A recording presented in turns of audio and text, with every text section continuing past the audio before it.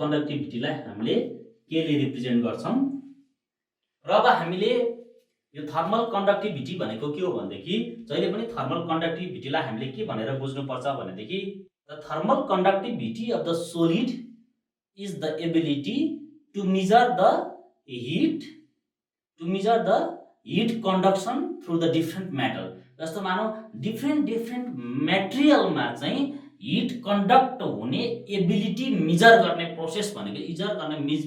Ability measure गर्ने चाहिँ जस्तो मानौ एउटा प्रपर्टीलाई नै हामीले के भन्छौं थर्मल कन्डक्टिभिटी भन्छौं र थर्मल कन्डक्टिभिटीको भ्यालु चाहिँ जस्तो मानौ डिफरेन्ट मेटेरियल्स अनुसार फरक हुन्छ। जस्तो मानौ के हो भने थर्मल कन्डक्सनकै कुरा गर्दाखेरि हामीले सिल्भरमा ब्रासमा अनि त्यसपछि आइरनमा चाहिँ थर्मल कन्डक्टिभिटी चाहिँ के हुन्छ को भ्यालु धेरै हुन्छ किनकि यहाँनिर चाहिँ इजिली के हुन सक्छ हिट कन्डक्ट हुन सक्छ। र जस्तो मानौ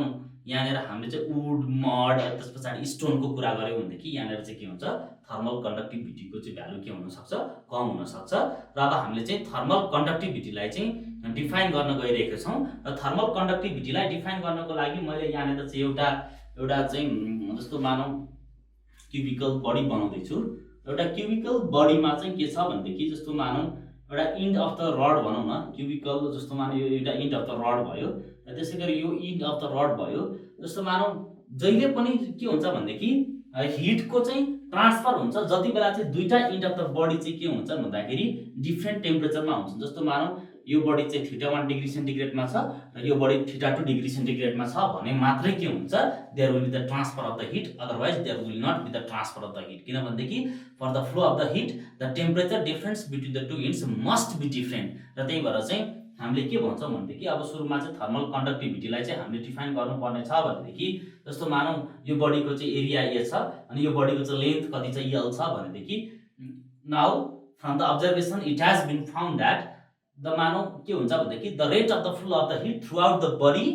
भनेको चाहिँ rate of the flow of the हिटलाई चाहिँ यदि क्यू भनेको चाहिँ अमाउन्ट अफ द हिट हो र क्यू बाइ टी भनेको चाहिँ rate of flow of the heat हो भनेदेखि that the rate of the flow of the heat is directly proportional to the temperature difference between the two ends of the body। र यो बडीमा चाहिँ flow हुने हिटको rate भनेको चाहिँ केसँग इक्वल हुन्छ जहिले पनि यो दुईटा बडीको चाहिँ टेम्परेचरको डिफरेन्ससँग के हुन्छ प्रोपोर्सनल हुन्छ। र त्यसैगरी यसलाई हामीले इक्वेसन 1 भनौं र त्यसैगरी अब हामीलाई के थाहा छ भनेदेखि the rate of the flow of the heat throughout this body is directly proportional to the area of the body यसलाई हामीले चाहिँ के भन्नु इक्वेसन 2 भनौं। र त्यसैगरी अब हामीलाई के थाहा छ भनेदेखि the rate of the flow of the heat throughout this body q by t is inversely proportional to the 1 by the के हुन्छ लेन्थ अफ द रड हुन्छ। र मानौ यो रड जस्तो मानौ एउटा रड छ यो रडको चाहिँ लेन्थ अथवा कुनै पनि एउटा बडीको लेन्थ l छ भनेदेखि the rate of the flow of the heat throughout the body is inversely proportional to the length. र अब हामीले चाहिँ के गर्न सक्छौं भनेदेखि यो तीनटा इक्वेसनलाई कम्बाइन गर्यौं भनेदेखि now combining equation 1 2 and 3 combining equation 1 2 and 3 हामीले के पाउँछौं भनेदेखि the rate of the flow of the heat q by t is proportional to θ1 minus θ2 अनि त्यसपछि a डिवाइडेड बाइ कति हुन्छ l हुन्छ। र जब हामीले यहाँनिर चाहिँ प्रोपोर्सनालिटी साइनलाई चाहिँ के गर्छौं हटाउँछौं यहाँनिर के हुन्छ भनेदेखि q by t is equal to के हुन्छ ka θ1 माइनस कति हुन्छ θ2 डिवाइडेड बाइ कति हुन्छ l हुन्छ। वेयर यो के भनेको चाहिँ के भयो वेयर हामीले यसलाई के भन्छौं भनेदेखि के भनेको चाहिँ के हो प्रोपोर्सनालिटी कान्स्टेन्ट। यो प्रोपोर्सनालिटी कान्स्टेन्टलाई नै हामीले के भन्छौं we call this as the thermal conductivity. र यसलाई नै हामीले के भन्छौं this is the proportionality constant called as हामीले यसलाई के भन्छौं thermal conductivity. This is the proportionality constant called as the thermal conductivity. र अब हामीले चाहिँ यहाँबाट चाहिँ थर्मल कन्डक्टिभिटीलाई कसरी डिफाइन गर्न सकिन्छ भनेदेखि जस्तो मानौ यो बडी को चाहिँ क्रस सेक्सनल एरिया कति छ 1 मिटर स्क्वायर छ र त्यसैगरी यहाँनिर चाहिँ यो दुईटा इन्ड अफ द बडी को चाहिँ difference of the hit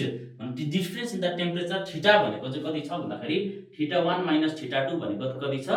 1 Calvin छ। र त्यसैगरी अब हामीले के भन्छौं भनेदेखि जस्तो मानौ यहाँनिर चाहिँ यो बडीको चाहिँ लेन्थ कति छ l इज इक्वल टु चाहिँ 1 मिटर छ भनेदेखि अब हामीले थर्मल कन्डक्टिभिटीलाई कसरी डिफाइन गर्न सक्छौं भनेदेखि जस्तो मानौँ the thermal conductivity is the rate of the flow of the heat through a cube of the side of the 1 metre. यो cube of the side of the 1 मिटरमा चाहिँ फ्लो भएको रेट अफ द हिट हो, having the temperature difference, कति temperature difference भएको बेलामा 1 degree centigrade, and having the cross sectional area of the cube 1 metre square. त्यति बेलाको चाहिँ हामीले चाहिँ हिटलाई चाहिँ त्यति बेला के भन्न सक्छौँ भनेदेखि the rate of the flow of the hit Q by T लाई नै के भन्न सक्छौँ, के हामीले यहाँबाट के डिफाइन गर्छौँ, thermal conductivity is the rate of the flow of the hit when the temperature difference between the two ends of the cube is 1 degree Kelvin, having the length of the cube 1 meter and having the cross sectional area of the tube, हामीले कति cube कति भन्छ, having the area of the cube 1 meter square भनेको 1 metre length र 1 metre square area भएको क्यूबमा चाहिँ 1 degree सेन्टिग्रेडको चाहिँ temperature डिफरेन्समा चाहिँ फ्लो हुने चाहिँ रेट अफ हिटलाई नै के भनिन्छ, थर्मल कन्डक्टिभिटी भनिन्छ। र जब अब हामीले चाहिँ यहाँनिर चाहिँ थर्मल कन्डक्टिभिटीको चाहिँ जस्तो युनिट पत्ता लगाउनु पर्ने हुन्छ र युनिट अफ द के कसरी पत्ता लगाउने भनेदेखि जस्तो मानौँ हामीलाई यो इक्वेसन छ, यो इक्वेसनलाई हामीले फो इक्वेसन भनौँ र इक्वेसन 4 बाट हामीले के लेख्न सक्छौँ भनेदेखि Q by T भनेको चाहिँ के हो, the rate of the flow of the hit अथवा रेट अफ फ्लो अफ इनर्जीको चाहिँ पर सेकेन्डको फ्लो भनेको पावरको युनिट हामीले कति हुन्छ, वाट इक्वल टु कति लेख्न पाउँछौँ, के को त युनिट हामीलाई पत्ता लगाउनु पर्ने छ, के नै भयो। त्यसैगरी एरियाको युनिट कति हुन्छ, मिटरको स्क्वायर, अनि त्यस पछाडि यहाँनिर θ1 माइनस θ2 को चाहिँ युनिट कति हुन्छ भनेदेखि अब हामीले यहाँनिर के लेख्न सक्छौँ, केल्भिन। र त्यसैगरी अब हामीले यहाँनिर के लेख्न सक्छौँ, लेन्थको युनिट के हुन्छ, मिटर हुन्छ। देयरफोर द थर्मल कन्डक्टिभिटीलाई चाहिँ हामीले कसरी मेजर गर्न सक्छौँ भनेदेखि जस्तो मानौँ यहाँनिर चाहिँ यो मिटर र मिटर क्यान्सल भयो, therefore k is equal to watt per metre per Kelvin. Therefore, the unit of the thermal conductivity is the watt per meter per Kelvin in यो कुन सिस्टममा, in SI system of the conductivity के लाई चाहिँ watt per meter per Kelvin मा चाहिँ major गर्न सक्छौं। This is the unit of the thermal conductivity. Measurement of thermal conductivity, measurement of the thermal conductivity by SEARLS Salts apparatus। र हामीले चाहिँ अब यहाँनिर के गर्दै छौं भन्दाखेरि थर्मल कन्डक्टिभिटीलाई चाहिँ हामीले चाहिँ सल्ट्स अपराटसको थ्रुबाट चाहिँ मेजर गर्दै छौं। र त्यसको लागि अब हामीले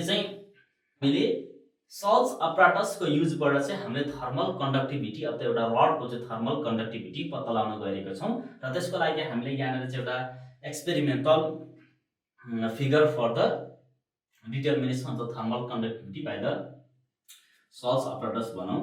यहाँनिर हामीसँग के छ भनेदेखि एउटा रड छ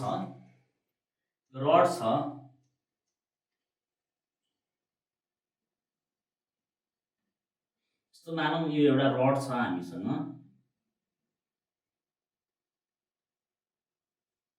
यो इन्ड अफ द रड भयो। एउटा इन्ड अफ द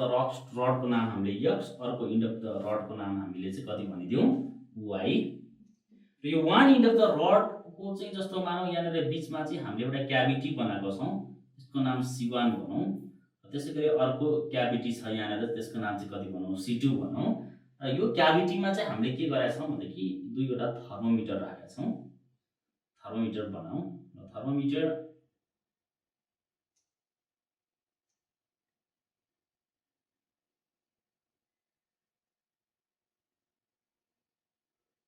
बनाऊ। हामीले पहिला थर्मोमिटर छ हामीसँग यहाँनिर,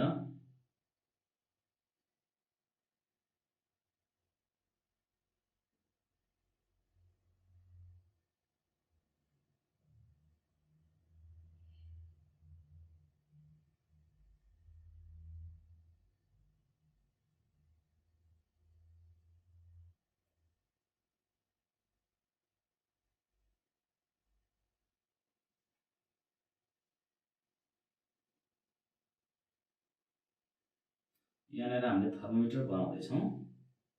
यो थर्मोमिटर भयो, यो क्याभिटी C1 मा राखेको थर्मोमिटर म बनाउँदै छु। यो थर्मोमिटर चाहिँ जस्तो मानौं यहाँनिर युज गरेको चाहिँ यो जुन मैले ब्ल्याकले लेबल गर्दै छु,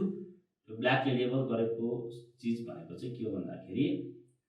यो चाहिँ that is the thermometric materials of the thermometer भयो। यो चाहिँ के भयो thermometric materials of the thermometer. र हामीले यो क्याभिटीमा एकदम फिक्स्ड हुने गरी राखेका छौँ।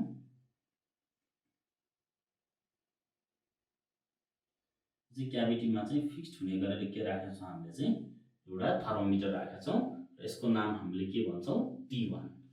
र त्यसै गरी अब हामीले यो अर्को क्याभिटीमा पनि के राखेका छौँ भनेदेखि अर्को थर्मोमिटर राखेका छौँ र अर्को थर्मोमिटर राखिसके पछाडि जस्तो यहाँबाट चाहिँ सेम अहिले जसरी हामीले यहाँनिर भित्र राखेको थर्मोमेट्रिक मेटेरियल बनाऊ।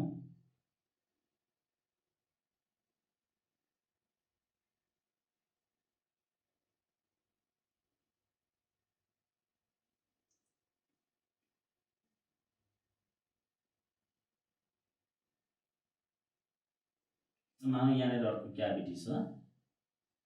यो क्याभिटी छ र यो क्याभिटीमा चाहिँ हामीले के राखेका छौँ थर्मोमिटर राखेका छौँ।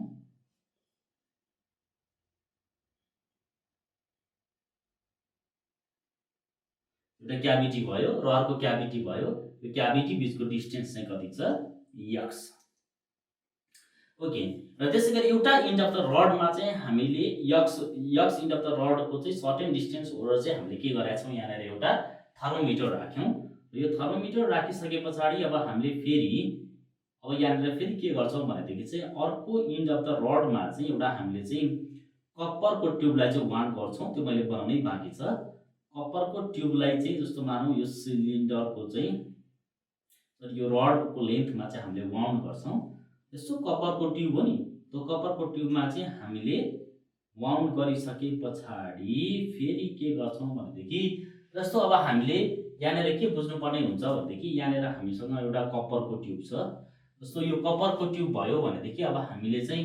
जस्तो यहाँनिर के गरेका छौँ भनेदेखि चाहिँ एउटा कप्परको ट्युबलाई हामीले यहाँनिर चाहिँ वाउन्ड गर्छौँ। त्यसको लागि म एउटा फिगर बनाउँदैछु।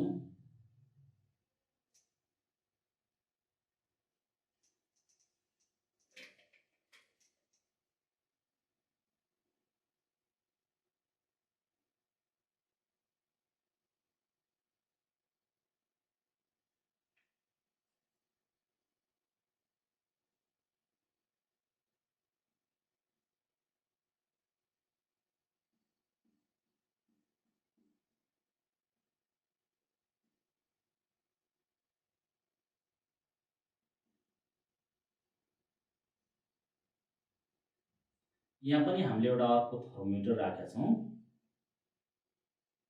यो थर्मोमिटरबाट चाहिँ हामीले चाहिँ कसको टेम्परेचर मेजर गर्छौँ भनेर अब हामी एकछिनमा स्टडी गरि नै हाल्छौँ।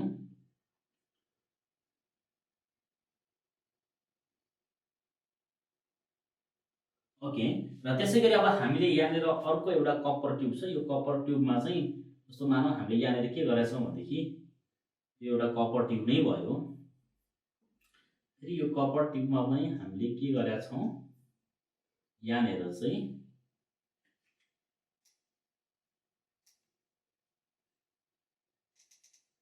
कप्पर ट्युब भयो।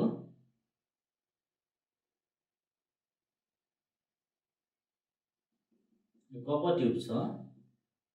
र यहाँ चाहिँ अहिले के छ भनेदेखि वाटरको चाहिँ के छ यहाँनिर हाम्रो इनलेट बनाउँछौँ हामी। यसलाई I1 भनौँ र यसलाई हामीले के भन्न सक्छौँ भनेदेखि I2 भन्न सक्छौँ। यो भनेको चाहिँ वाटर इनलेट हो र मैले अहिले नै नाम लेखिदिएँ यसको। यो भनेको चाहिँ वाटर आउटलेट हो। र यहाँनिर पनि हामीले फेरि अर्को के राखेका छौँ भनेदेखि थर्मोमिटर राखेका छौँ। यो थर्मोमिटरको काम के हो भने हामीले एकछिनमा यो डिस्क्राइब नै गरिहाल्छौँ। म अहिले फिगर मात्र बनाउँदैछु।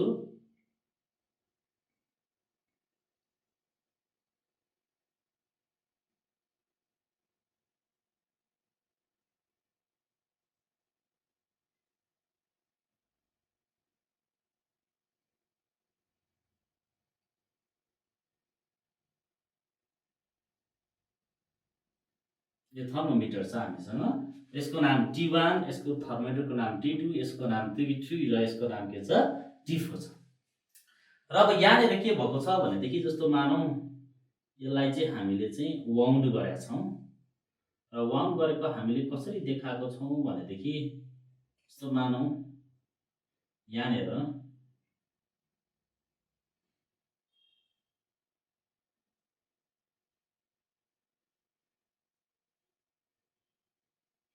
अब हामीले चाहिँ यो एउटा कपर ट्युब भयो र यो कपर ट्युबलाई चाहिँ हामीले यो वाइ इन्डको चाहिँ मेटल रडमा चाहिँ हामीले बेरिदियौँ र बेरिसके पछाडि यो एउटा कपर ट्युबको एउटा इन्डमा चाहिँ हामीले चाहिँ वाटर इनलेट राख्यौँ र अर्को इन्डमा चाहिँ हामीले के राखेका छौँ वाटर आउटलेट राखेका छौँ र त्यसै गरी अब हामीले यो अर्को इन्ड अफ द कपर ट्युबमा चाहिँ हामीसँग के छ भनेदेखि यहाँनिर चाहिँ हामीसँग स्टिम छ। यो हामीले स्टिम पठाउने के राखेका छौँ भनेदेखि यहाँनिर चाहिँ स्टिमलाई चाहिँ पठाउने। त यहाँबाट चाहिँ हाम्रो के हुन्छ भनेदेखि यो इन्डबाट चाहिँ स्टिमको चाहिँ के हुन्छ, यो स्टिमको चाहिँ मानौँ स्टिम इनलेट भयो यो। र त्यसै गरी यहाँबाट चाहिँ के हुन्छ भनौँ हामीले अब स्टिम चाहिँ के हुन्छ आउटलेट हुन्छ भनेर भनौँ। र यहाँबाट चाहिँ के हुन्छ यो अलिक तलसम्म बनाउँछु मैले किनभने कहिले सजिलो हुन्छ यसलाई माउन्ट गर्नको लागि। यो के भयो हाम्रो यहाँनिरबाट चाहिँ के छ स्टिमको चाहिँ के छ that is the steam outlet. र अब हामीले चाहिँ यो होल अपराटसलाई चाहिँ के गरेका छौँ भनेदेखि चाहिँ यो थर्मल्ली इन्सुलेटेड गरेका छौँ ताकि यहाँनिर चाहिँ फ्लो भएको हिट यहाँनिर भित्रको चाहिँ हिट के नहोस् बाहिर नजाओस् भन्नको लागि हामीले के गरेका छौँ यहाँनिर चाहिँ हामीले यसलाई चाहिँ थर्मल्ली इन्सुलेटेड गरेको छौँ।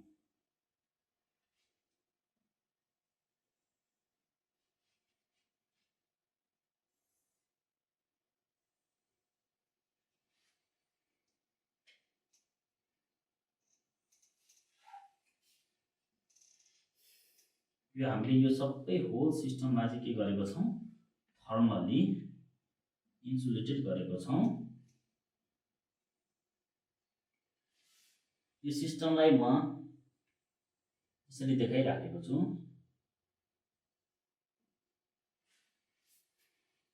यहाँबाट चाहिँ के भएको छ स्टिम इनलेट अनि यहाँबाट चाहिँ के भएको छ स्टिम आउटलेट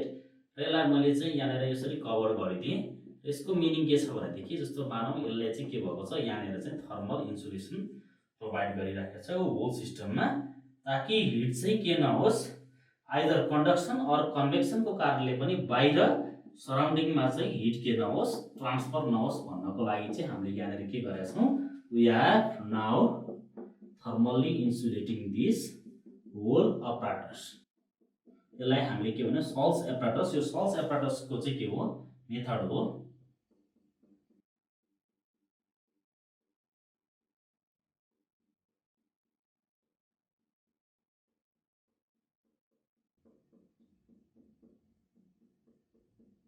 यसलाई नै हामीले के भन्छौँ भनेदेखि यो चाहिँ अब के भयो एउटा सल्स एपराटसको लागि चाहिँ एउटा एक्सपेरिमेन्ट रेडी हुँदैछ। हामीले चाहिँ यहाँनिर चाहिँ यो एक्सपेरिमेन्टल जुन फिगर बनायो यो चाहिँ के हो भन्दाखेरि चाहिँ experimental method to determine the thermal conductivity of the rod by the Searle's apparatus र सल्स एपराटसबाट चाहिँ thermal conductivity of the solid पत्ताउने मेथड हो यो। र जस्तो मानौँ हामीले यो जुन यो यक्सवाई भन्ने रड छ जुन देखिरहेका छौँ रडको चाहिँ थर्मल कन्डक्टिभिटी पत्ता लगाउन जाँदैछौँ र अब हामीले चाहिँ यहाँनिर चाहिँ के गर्छौँ भनेदेखि यो यक्सवाईलाई चाहिँ हामीले चाहिँ कटन क्लोथले चाहिँ के गरिदिउँ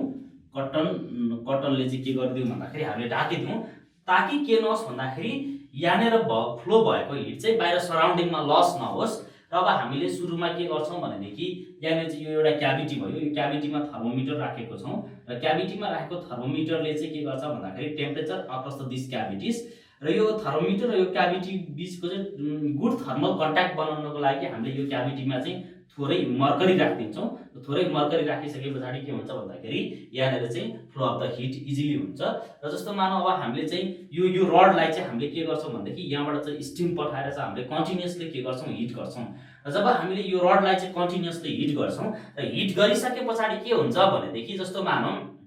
यहाँनिर चाहिँ जब यो रडलाई चाहिँ कन्टिन्युअसली हिट गर्छौँ र अब हामीले यहाँनिर के राखेका छौँ भनेदेखि यो कपर यो यहाँबाट चाहिँ कन्टिन्युअसली हिट गर्छौँ र यो एउटा कपर ट्युब भयो र कपर ट्युबमा चाहिँ हामीले वाटर राखेका छौँ र वाटर चाहिँ यहाँबाट पठाउँछौँ र यहाँबाट चाहिँ हामी वाटर फ्लो भएको वाटर चाहिँ के गर्छौँ कलेक्ट गर्छौँ है। यो भइसके पछाडि अब हामीले यहाँनिर चाहिँ के भन्छौँ भनेदेखि जस्तो मानौ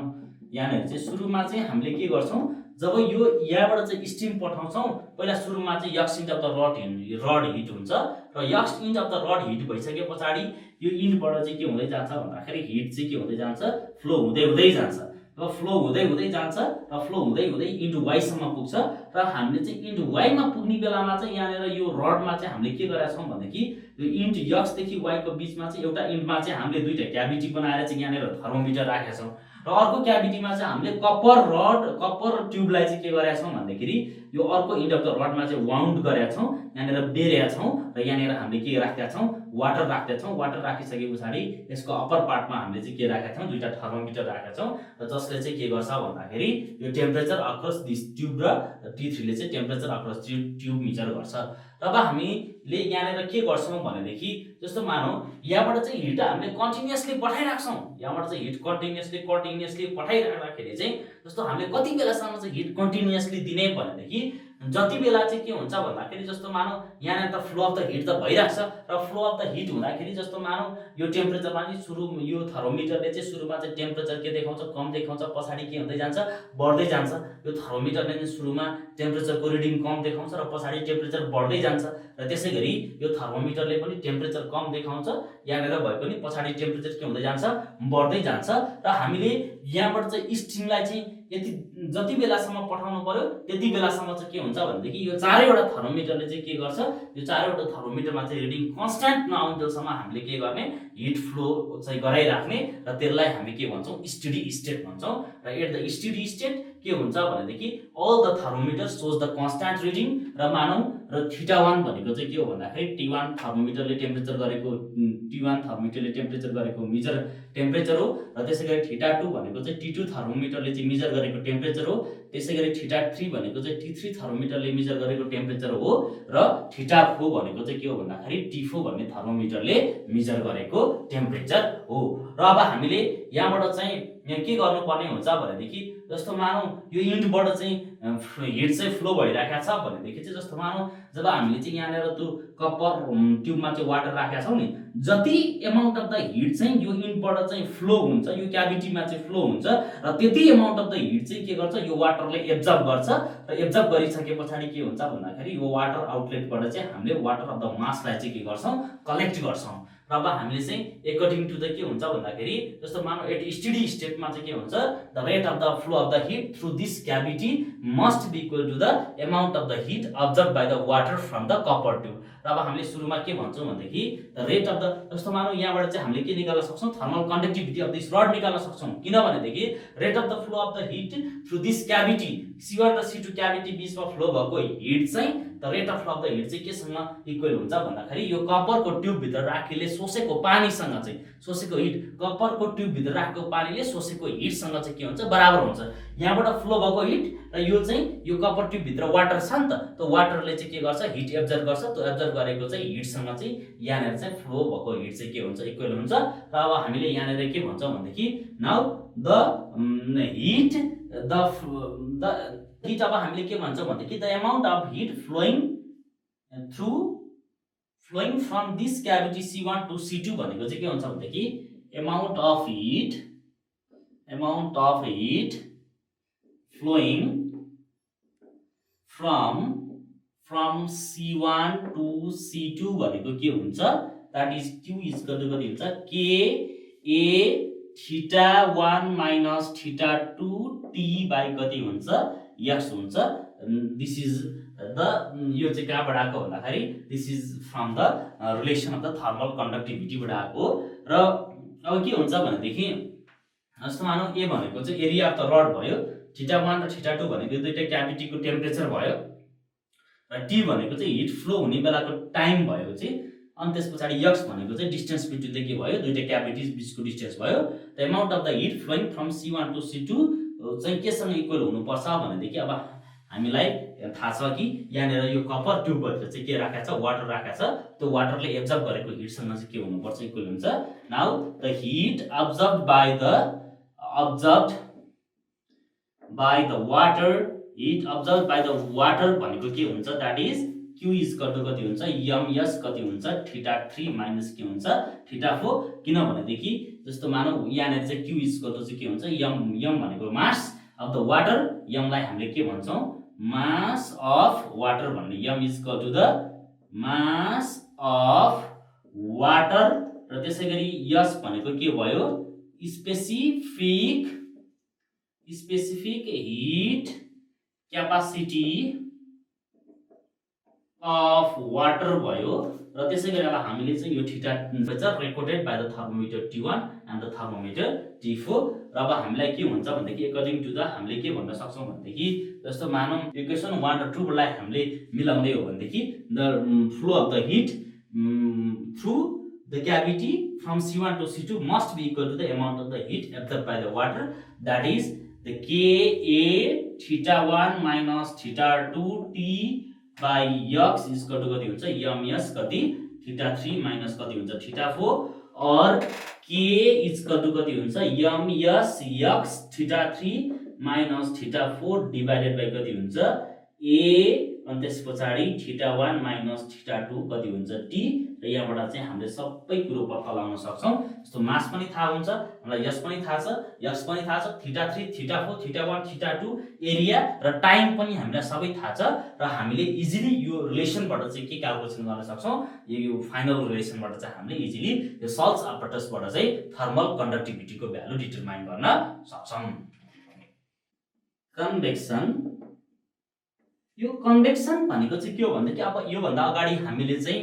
जस्तो मानौ थर्मल कन्डक्टिभिटीको चाहिँ स्टडी गर्यौं र थर्मल कन्डक्टिभिटीको स्टडी गरिसके पछाडि अब हामीले यहाँनिर चाहिँ यो कन्भेक्सनको बारेमा स्टडी गर्दै छौं। र कन्भेक्सन भनेको पनि एउटा के हो भन्दाखेरि the process of the heat transfer नै हो।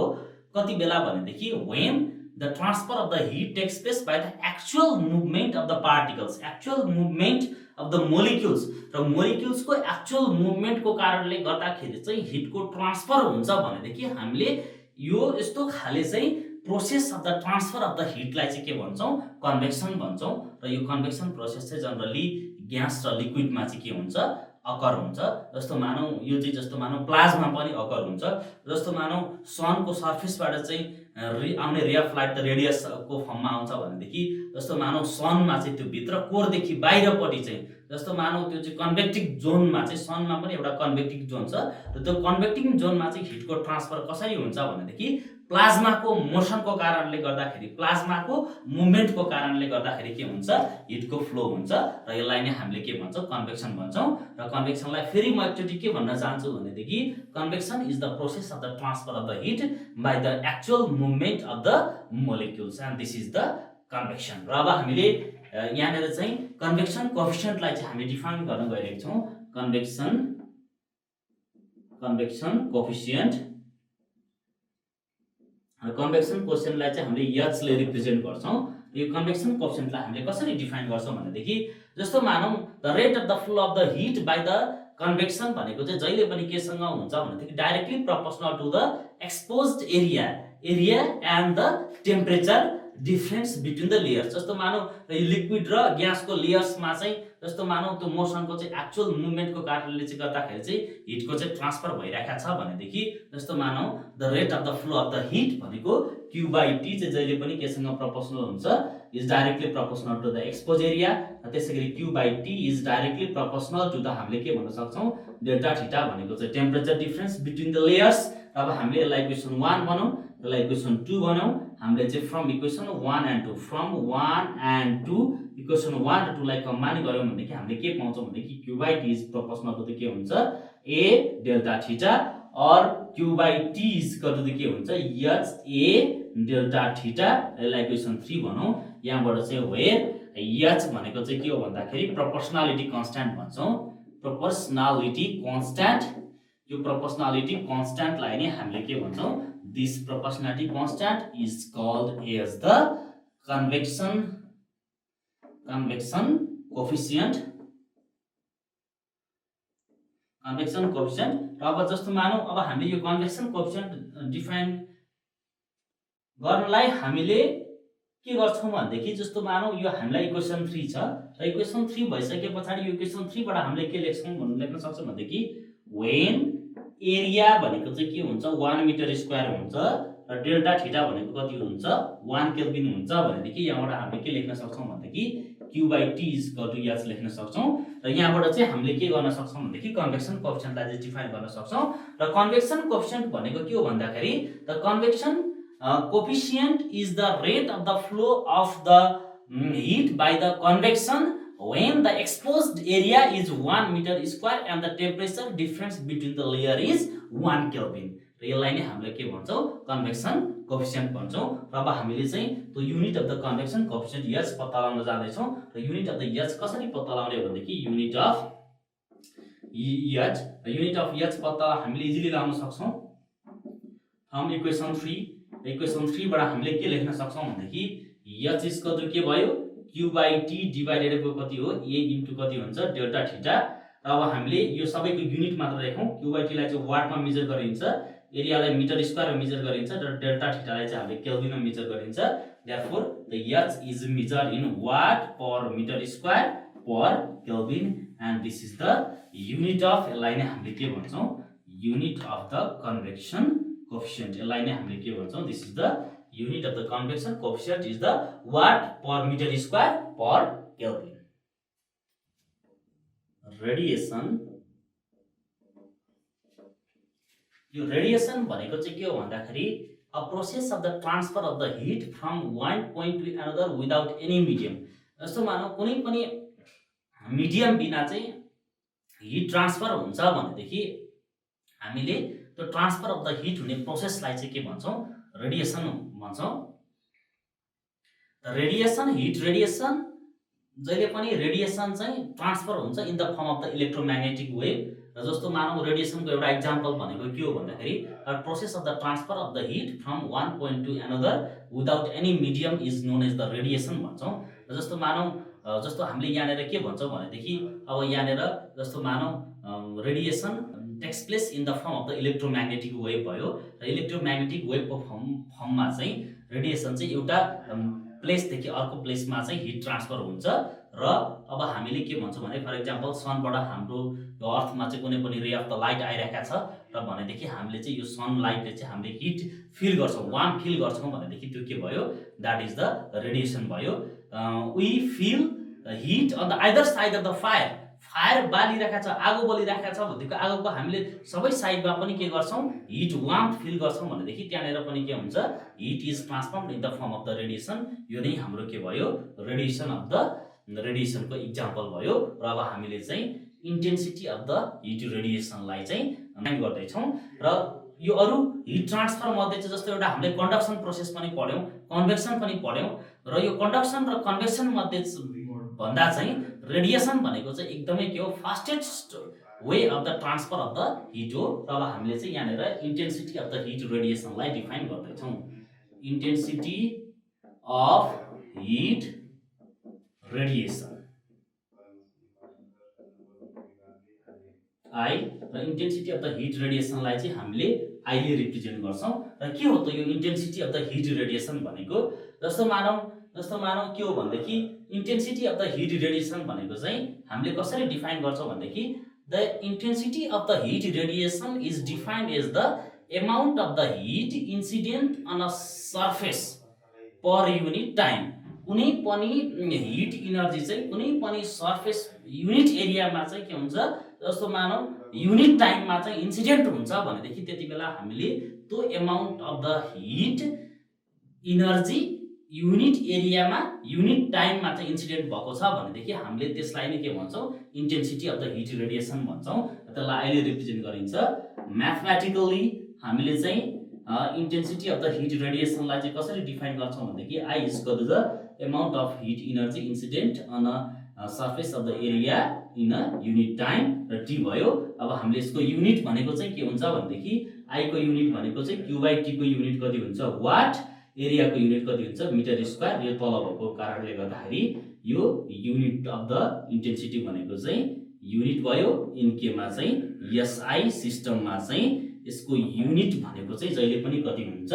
SI system unit of the heat इन्टेन्सिटीलाई हामीले के पनि भन्छौँ वाट पर मिटर स्क्वायरमा चाहिँ के गर्छौँ मेजर गर्छौँ। र अब हामीले यहाँबाट फेरि I इक्वल टु चाहिँ q/t इन्टु 1/a लेख्न सक्छौँ। और I भनेको के हो भन्दाखेरि q/t भनेको त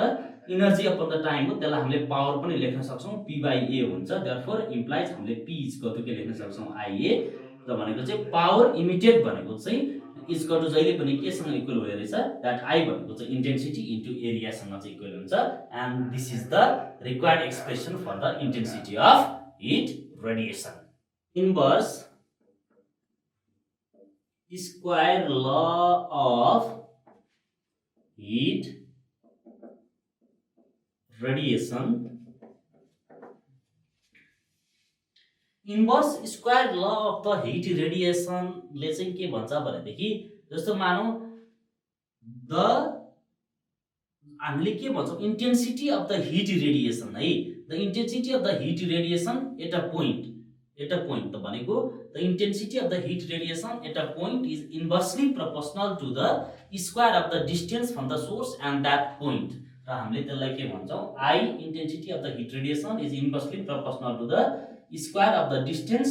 from the source and that point. त्यसलाई के भन्छौँ I is inversely proportional to R square भनौँ। अब हामीले यसलाई प्रुफ गर्न जाँदैछौँ। यसलाई कसरी प्रुफ गर्ने भनेदेखि जस्तो मानौँ यहाँनिर एउटा स्फियर छ र यहाँनिर पनि अर्को स्फियर छ, यहाँनिर हामीसँग सोर्स छ र यो सोर्सबाट चाहिँ एउटा स्फियरको चाहिँ डिस्टेन्स R1 डिस्टेन्स टाढा छ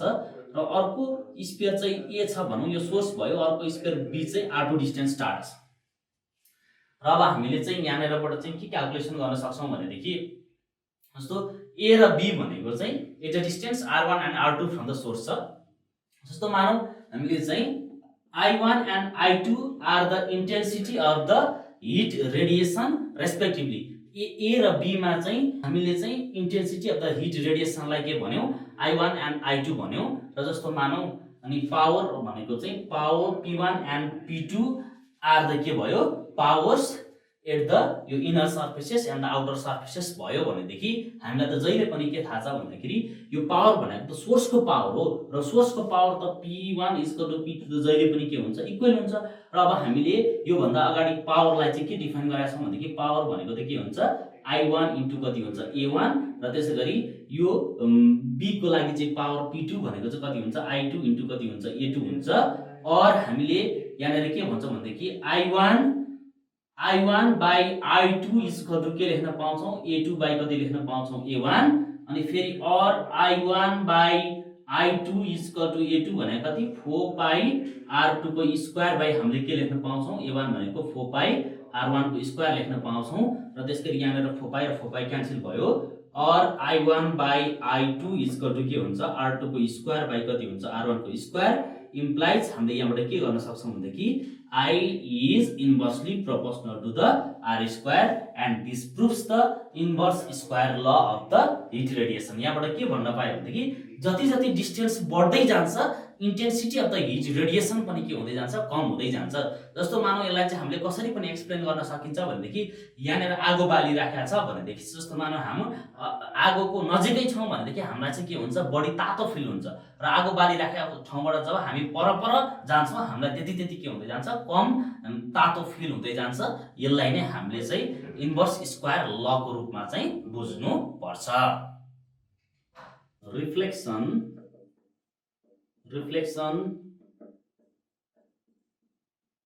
absorption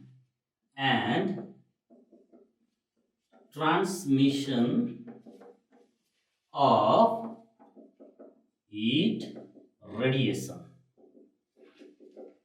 अब हामीले चाहिँ यहाँनिर चाहिँ रिफ्लेक्सन एब्जर्प्सन र ट्रान्समिसन अफ द हिट रेडिएसनको बारेमा स्टडी गर्दैछौँ। सपोज अब हामीले यहाँनिर एउटा अब्जेक्ट छ र यहाँनिर चाहिँ हिट रेडिएसन चाहिँ इन्सिडेन्ट भयो। यो I ले के रिप्रेजेन्ट गर्छ भनेदेखि I is the amount of the heat radiation which is incident on object र त्यसैगरी यो यसले चाहिँ के रिप्रेजेन्ट गर्छ भनेदेखि amount of the heat reflected from the surface. र अब मानौ यसले चाहिँ के रिप्रेजेन्ट गर्छ भनेदेखि that represents the amount of the heat absorb by this body. र एब्जर्ब भइसके पछाडि यसले चाहिँ के रिप्रेजेन्ट गर्छ भने टी रिप्रेजेन्ट्स द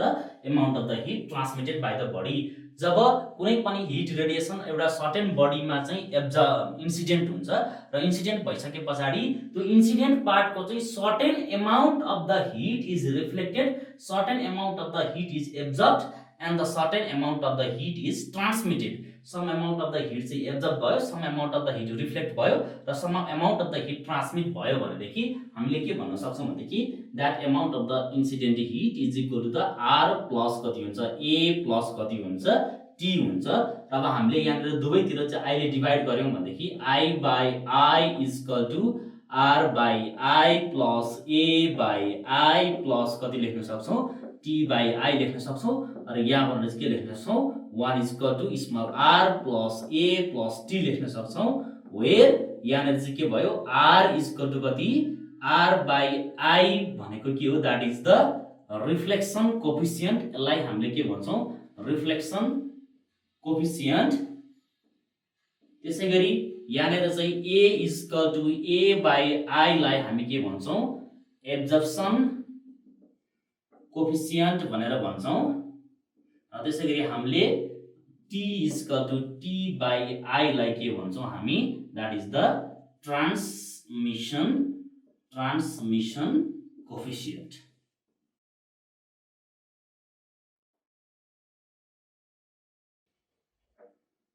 black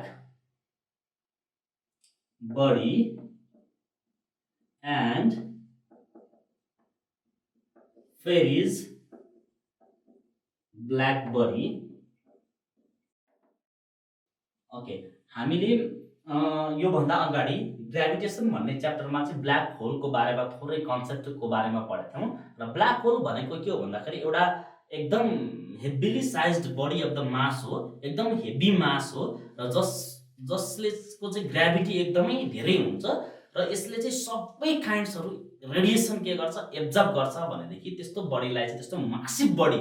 र जहाँबाट चाहिँ जसले चाहिँ रेडिएसनहरू एकदमै एब्जर्ब गर्छ र त्यहाँबाट चाहिँ मानौ इभन लाइट पनि निस्किँदैन भनेर हामीले ब्ल्याक होल पढेका थियौँ। र उस्तै कन्सेप्ट छ ब्ल्याक होल र ब्ल्याक बडीमा पनि। र ब्ल्याक बडी भनेको चाहिँ यस्तो खाले बडी हो र यस्तो खाले बडी हो जसले चाहिँ all kind of the heat radiation चाहिँ के गर्छ एब्जर्ब गर्छ।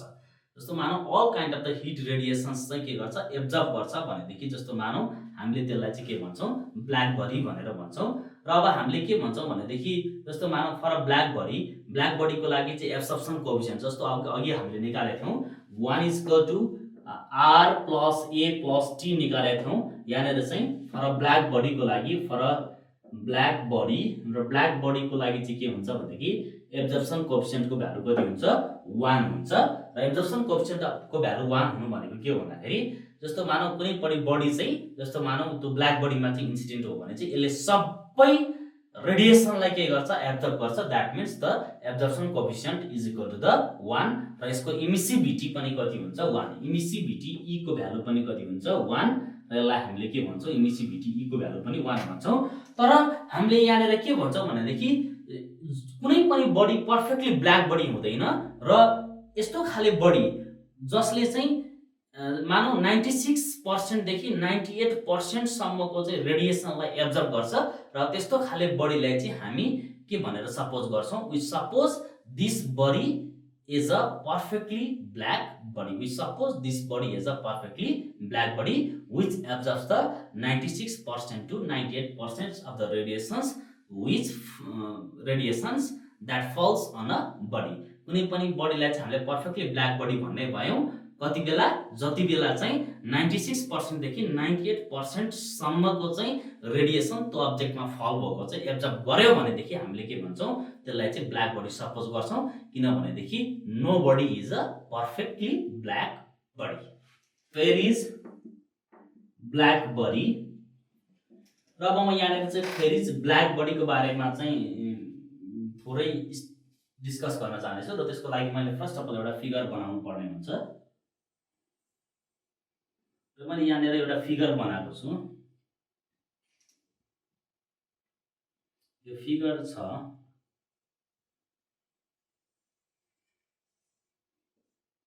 हामीसँग एउटा फिगर छ र यो फिगरमा चाहिँ हामीले के गरेका छौँ भनेदेखि यहाँनिर चाहिँ कोइल राखेका छौँ।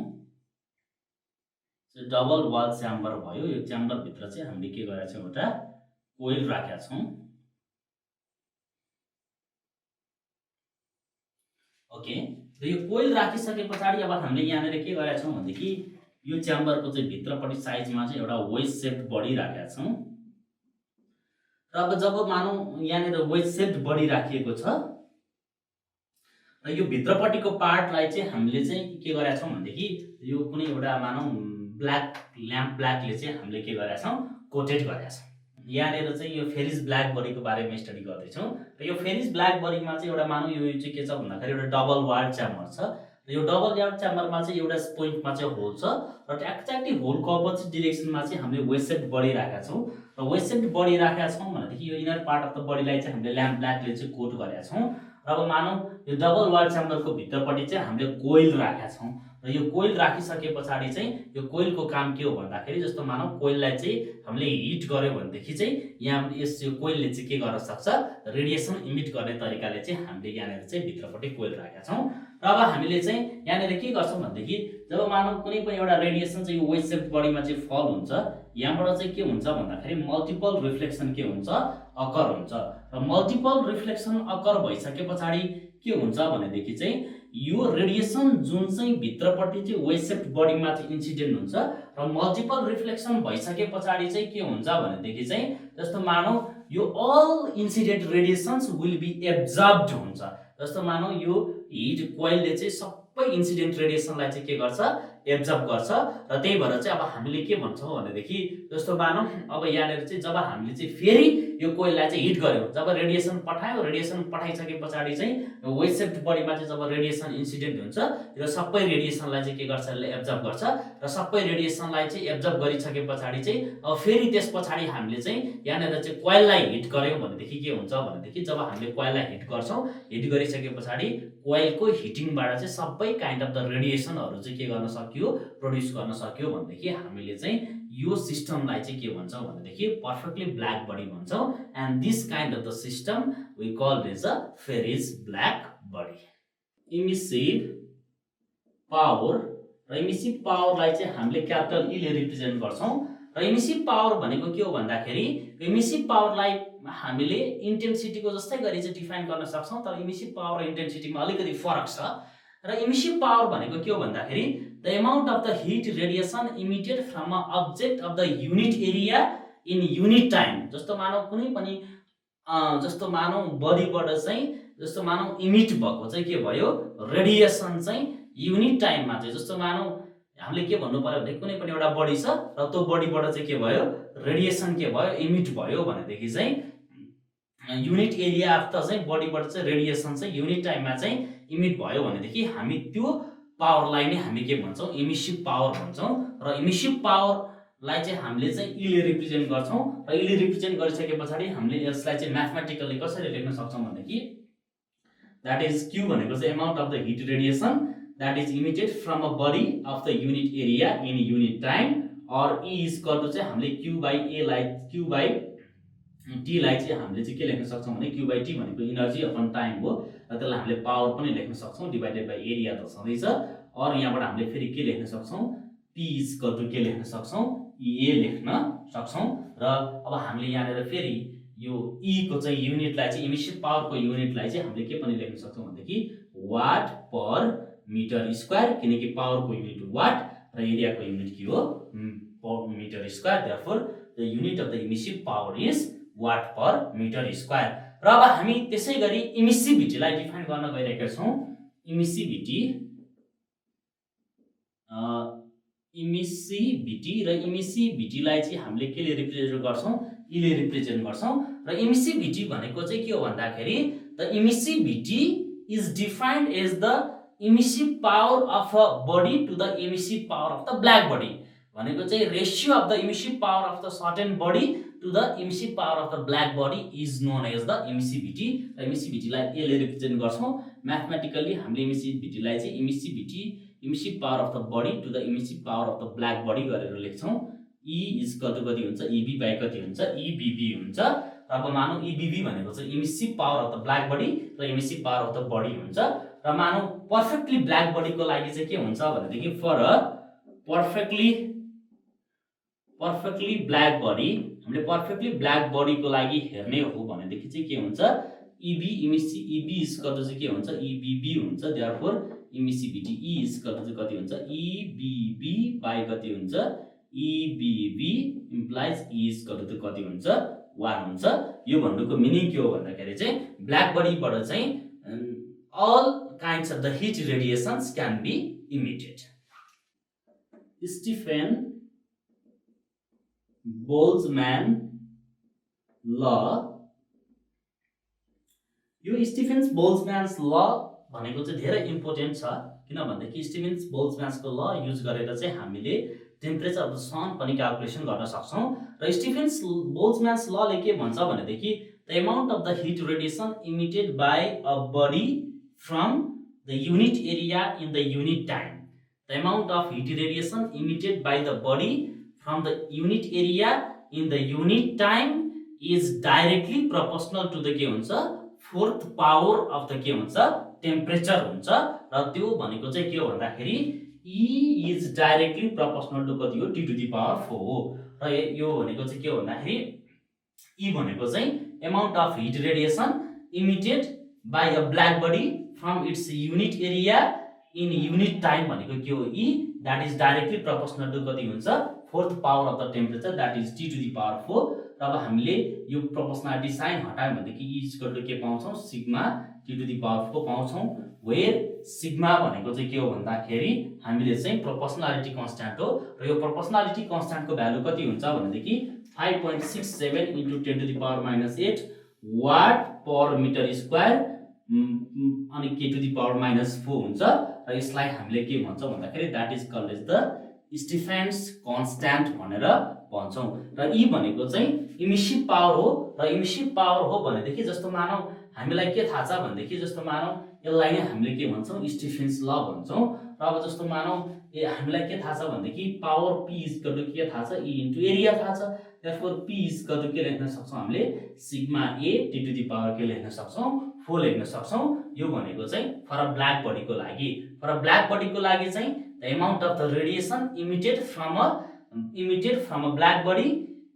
From a unit area in the unit time भनेको चाहिँ के हुन्छ sigma A T to the power 4 हुन्छ। र जस्तो मानौ हामीले यो चाहिँ के भयो दुईटै ब्ल्याक बडीको लागि भयो। र अब जस्तो मानौ कुनै पनि बडीको चाहिँ एमिसिभिटी के छ भनेदेखि E छ भनेदेखि for a body having emissivity E र कुनै पनि बडीको चाहिँ एमिसिभिटी E छ भनेदेखि हामीले चाहिँ emissive power E is equal to कति लेख्न सक्छौं E sigma T to the power 4 लेख्न सक्छौं। त्यसैगरी पावर P भनेको त कति हुन्छ भन्दाखेरि सिग्मा A हुन्छ हो। र पावर इमिटेड भनेको चाहिँ P is equal to the power emitted लाई चाहिँ फेरि हामीले के लेख्न सक्छौं E sigma A T to the power के लेख्न सक्छौं 4। र यो दुईटा भनेको चाहिँ के को लागि भयो जस्तो मानौ for a black body and कुनै पनि बडी जसको लागि चाहिँ इमिसिभ पावर भनेको चाहिँ केमा डिपेन्ड हुने रहेछ that depends upon the value of the emissivity E। र अब मानौ अब हामीले चाहिँ के गर्यौं भनेदेखि जस्तो मानौ एउटा ब्ल्याक बडी छ, यो मानौ ब्ल्याक बडीको चाहिँ टेम्परेचर कति छ भनेदेखि जस्तो मानौ हामीले टेम्परेचर यसको कति छ T छ है। अनि त्यसपछि टेम्परेचर T छ र यसलाई चाहिँ हामीले चाहिँ के गर्यौं भन्दाखेरि एउटा इन्क्लोजरमा चाहिँ के गर्यौं केप्ट गरेर राख्यौं। र इन्क्लोजरमा केप्ट गरेर राख्यौं जसको चाहिँ टेम्परेचर कति छ T नट छ भनेदेखि जस्तो मानौ यहाँबाट के हुन्छ भनेदेखि यहाँबाट चाहिँ हिट रेडिएसन इमिटेड पनि हुन्छ, यसले चाहिँ हिट रेडिएसन के हुन्छ इमिट पनि गर्छ। र यहाँनेर के छ भनेदेखि T र T नट मध्ये चाहिँ T इज ग्रेटर देन के छ T नट छ। र यो ब्ल्याक बडीले के गर्छ भन्दाखेरि हिट रेडिएसन इमिट पनि गर्छ र यो हिट रेडिएसन इन्क्लोजर भित्र राख्दाखेरि जस्तो मानौ एउटा कुनै पनि बडी कै टेम्परेचरकै इन्क्लोजर भित्र राख्दाखेरि यो ब्ल्याक बडीले चाहिँ के गर्छ भनेदेखि जस्तो मानौ यो टेम्परेचर सर्टेन रेडिएसन इमिट पनि गर्छ र सर्टेन रेडिएसन के गर्छ भन्दाखेरि एब्जर्ब पनि गर्छ। र अब हामीले यहाँनेर के भन्न सक्छौं भनेदेखि इमिटेड इमिसिभ पावर भनेको कति हुन्छ भन्दाखेरि इमिटेड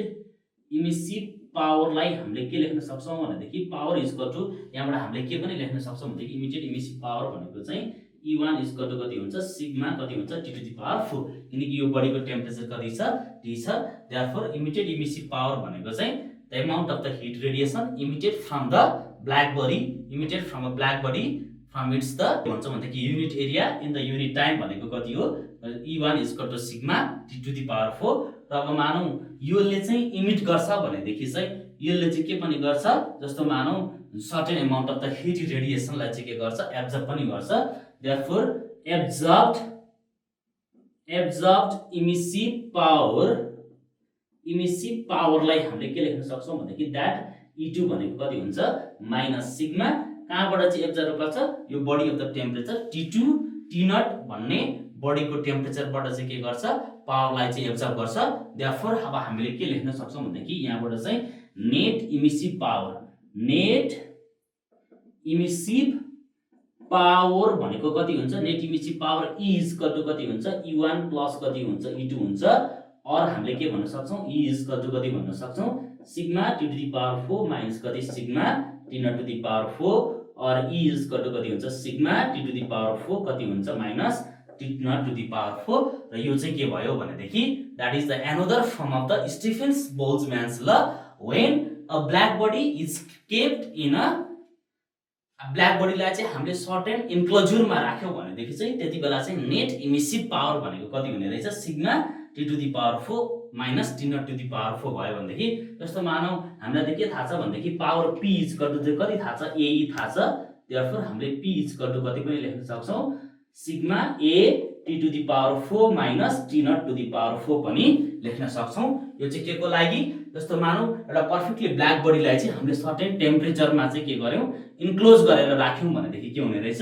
इमिसिभ पावर भनेको चाहिँ sigma T to the power 4 minus T0 to the power 4 and the power P is equal to कति हुन्छ sigma A T to the power 4 minus कति हुन्छ T0 to the power 4 हुन्छ र यो चाहिँ ब्ल्याक बडीको लागि भयो भनेदेखि जस्तो मानौ अब हामीले यहाँनेर के गर्न सक्छौं भनेदेखि for anybody having emissivity E छ भनेदेखि चाहिँ जस्तो हामीले चाहिँ net emitted emissive power E is equal to के लेख्न सक्छौं सिग्मा अनि E T to the power 4 minus कति लेख्न सक्छौं T0 to the power 4 and the power absorbed is equal to कति लेख्न सक्छौं sigma E A T to the power 4 minus T0 to the power कति लेख्न सक्छौं 4 and this is the net emissive power when a certain body kept inside the enclosure of the temperature T0 र त्यति बेला चाहिँ net emissive power E equal to यति भयो र नेट पावर इमिटेड भनेको चाहिँ sigma EA T to the power 4 minus कति हुन्छ T0 to the power 4 भनिन्छ र यो ओभरअल हामीले जुन डेरिभेसन गर्यौं यसले नै के गर्छ स्टिफेन्स बोल्ट्जम्यान्स ललाई चाहिँ डिस्क्राइब गर्छ and that is all about the Stefan's Boltzmann's ल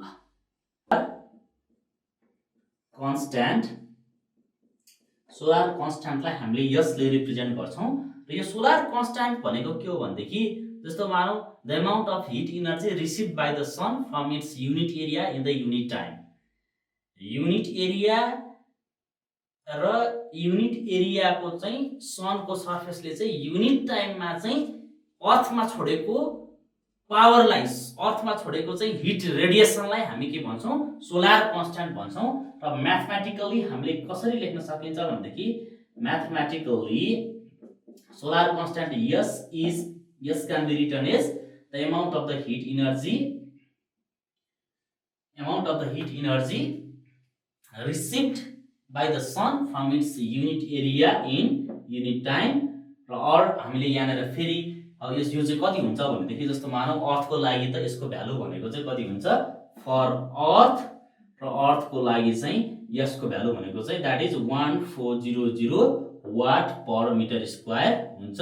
वाट पर मिटर स्क्वायर भनेको चाहिँ के हो सोलर कन्स्ट्यान्टको चाहिँ भ्यालु हो देयरफोर अब हामीले यसलाई फेरि कसरी लेख्न सक्छौं भनेदेखि S इज इक्वल टु यो Q by T भनेको कति हो पावर अपन एरिया हो और हामीले फेरि के लेख्न सक्छौं P इज इक्वल टु कति लेख्न सक्छौं S into A that is power emitted is equal to the के हुने रहेछ the solar constant into the area temperature of sun र त्यसलाई हामीले के भन्छौं T अब हामीले temperature of the sun measure गर्न जाँदैछौँ र temperature of the sun measure गर्नको लागि हामीले एउटा फिगर बनाऊ र मानौँ एउटा हामीसँग सन छ र यो सन छ र सनले चाहिँ रेडिएसन चाहिँ सबै डिरेक्सनमा चाहिँ इमिट गरिराखेको छ र सनले चाहिँ इमिट गरिराखेको छ र यसको रेडियस सनको रेडियस r छ र नि अर्थको अर्बिटको रेडियस चाहिँ कति छ भनौँ हामीले त्यसको अर्थको अर्बिटको चाहिँ रेडियस जुन हामीले चाहिँ त्यसलाई कति भनौँ द्याट इज द यसलाई कति भनौँ स्मल r छ भने र मानौँ अब हामीले टी भनेको चाहिँ के हो टेम्परेचर अफ द सन हो भनेदेखि हामीलाई के थाहा छ भनेदेखि हामीले के भन्न सक्छौँ भनेदेखि पावर इमिटेड बाई सन भनेको जहिले पनि केसँग इक्वल हुन्छ the power emitted by the sun is equal to the power emitted on the sphere of the radius small r यो स्मल r को रेडियसमा चाहिँ इन्सिडेन्ट भएको पावर चाहिँ केसँग इक्वल हुन्छ पावर इमिटेड बाई द सनसँग इक्वल हुन्छ र जति पावर सनले इमिट गर्यो त्यति पावर चाहिँ के हुन्छ यो अर्थमा इन्सिडेन्ट हुने हो नि त्यही भएर हामीले के भन्न सक्छौँ power emitted by the sun is equal to the power incident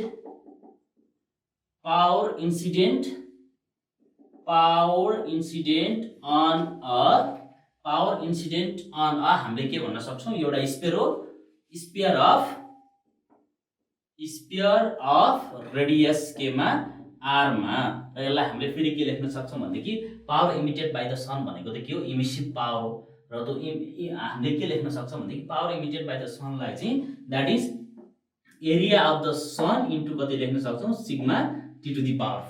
4 र यो भनेको चाहिँ according to the Stefan's Boltzmann's law र त्यसैगरी power incident on the sphere of the radius r भनेको चाहिँ हामीले सोलर कन्स्ट्यान्टको टर्ममा लेख्न सक्छौँ र त्यो भनेको चाहिँ कति हुन्छ s into area of the sphere of the radius r र फेरि अब यहाँबाट हामीले के लेख्न सक्छौँ एरिया अफ द सन भनेको कति हो 4 पाई क्यापिटल r को square into sigma T to the power 4 equal to कति हुन्छ s भनेको सोलर कन्स्ट्यान्ट ar भनेको चाहिँ त्यो स्फियरको रेडियस भनेको 4 पाई कति हुन्छ r स्क्वायर हुन्छ यहाँबाट त r 4 पाई र 4 पाई क्यान्सल हुन्छ और T to the power 4 equal to कति हुन्छ s r square by sigma कति हुन्छ r square therefore t equal to कति हुन्छ s r स्क्वायर बाइ कति हुन्छ सिग्मा क्यापिटल r को स्क्वायर टु द पावर कति हुन्छ 1/4 र यो एक्सप्रेसनबाट हामीले टेम्परेचर अफ द सन को चाहिँ क्याल्कुलेसन गर्न सक्छौं र हामीले चाहिँ क्याल्कुलेसन गर्दाखेरि फ्रम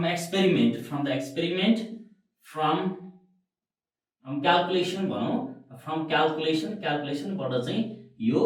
हामीले चाहिँ टेम्परेचरको भ्यालु चाहिँ अलमोस्ट कति पत्ता लगाउँछौं भनेदेखि सरफेस टेम्परेचर अफ द सन भनेको कति हुन्छ 58 केल्भिन हुन्छ र अब हामीले यहाँबाट चाहिँ इजिली जुन पावर इमिटेड बाइ द सनलाई चाहिँ हामीले चाहिँ केसँग इक्वल गर्यौं भनेदेखि power incident on sphere of the radius r चाहिँ जहिले पनि के हुन्छ इक्वल हुन्छ र त्यहाँबाट चाहिँ हामीले चाहिँ टेम्परेचर निकाल्दाखेरि टेम्परेचर t को भ्यालु भनेको sr square divided by the sigma r square to the power 1/4 आयो र यसरी हामीले चाहिँ temperature of the sun 500 temperature of the sun चाहिँ यो रिलेसनबाट क्याल्कुलेसन गर्दाखेरि 5800 केल्भिन आउँछ। ओपन सिस्टमलाई हामीले डिफाइन गर्दाखेरि कसरी डिफाइन गर्छौं भनेदेखि जस्तो मानौ एउटा क्लोज सिस्टम छ जहाँनेर चाहिँ कुनै पनि एउटा ग्यास प्रेसर टेम्परेचर र भोल्युममा राखेको छ भनेदेखि अब हामीले यसलाई ओपन सिस्टमलाई चाहिँ के गरेर डिफाइन गर्नु पर्यो भनेदेखि जस्तो मानौ हामीसँग सिस्टम छ सिस्टम भन्दा बाहिर भएको सबै कुरालाई हामीले के भन्छौं सराउन्डिङ भन्छौं र सिस्टम र सराउन्डिङको बीचमा चाहिँ यदि इनर्जी र म्याटर दुईटै एक्सचेन्ज हुन्छ भनेदेखि त्यस्तो खाले सिस्टमलाई हामी ओपन सिस्टम भन्छौं र त्यसैगरी हामीले 2 नम्बरमा क्लोज सिस्टमलाई डिफाइन गर्छौं। यो क्लोज सिस्टम भनेको चाहिँ के हो भनेदेखि यस्तो एउटा प्रोसेस भयो एउटा थर्मोडायनामिक सिस्टम भयो र थर्मोडायनामिक सिस्टम जहाँ चाहिँ जहिले पनि के हुन्छ भनेदेखि हिट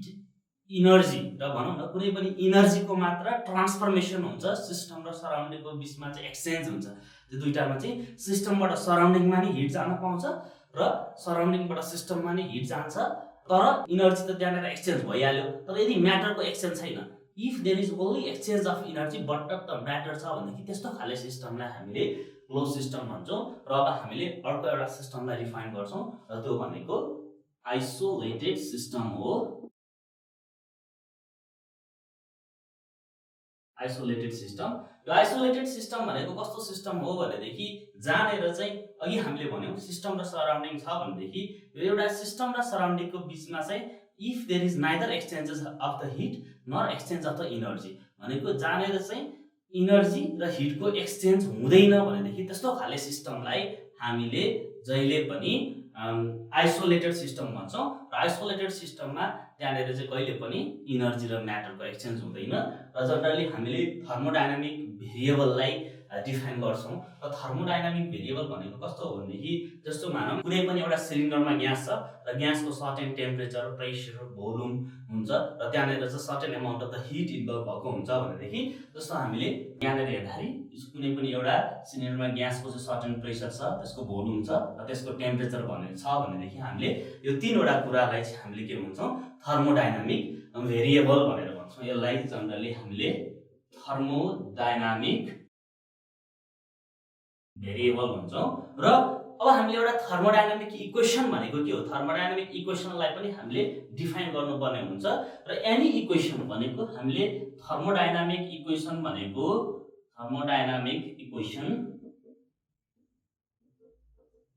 भनेको के हो भनेदेखि यो प्रेसर टेम्परेचर भोल्युम यो थर्मोडाइनामिक भेरिएबलहरूको बीचमा चाहिँ जस्तो थर्मोडाइनामिक भेरिएबललाई चाहिँ रिलेट गर्ने कुनै पनि इक्वेसनलाई हामीले थर्मोडाइनामिक इक्वेसन भनेर भन्छौँ relation between Cp, Cv and R, and this is called as Mayer's relation. र अब हामीले यो मेयर्स रिलेसनलाई देखाउनु छ र यो मेयर्स रिलेसन भनेको के हो भनेदेखि relation between the Cp, Cv and R और यो भनेको molar heat capacity at the constant pressure Cv भनेको molar heat capacity at the constant volume र R भनेको युनिभर्सल ग्यास कन्स्ट्यान्ट र यसको भ्यालु अलरेडी हामीले काइनेटिक थ्योरी अफ ग्यासमा निकालिसकेका छौं र अब हामीले यसलाई चाहिँ के पनि भन्न सक्छौं रिलेसन बिट्विन Cp अनि Cv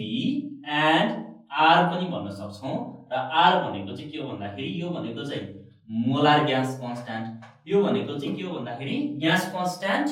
युनिट ग्यास कन्स्ट्यान्ट हामीले चाहिँ gas constant of the unit मासको लागि यो ग्यास कन्स्ट्यान्ट R भनेर भन्छौं र यो तीनटाको रिलेसन अब हामीले यहाँनेरबाट चाहिँ क्याल्कुलेसन गर्नु छ र त्यसको लागि फर्स्ट अफ अल हामीले के गरौँ भनेदेखि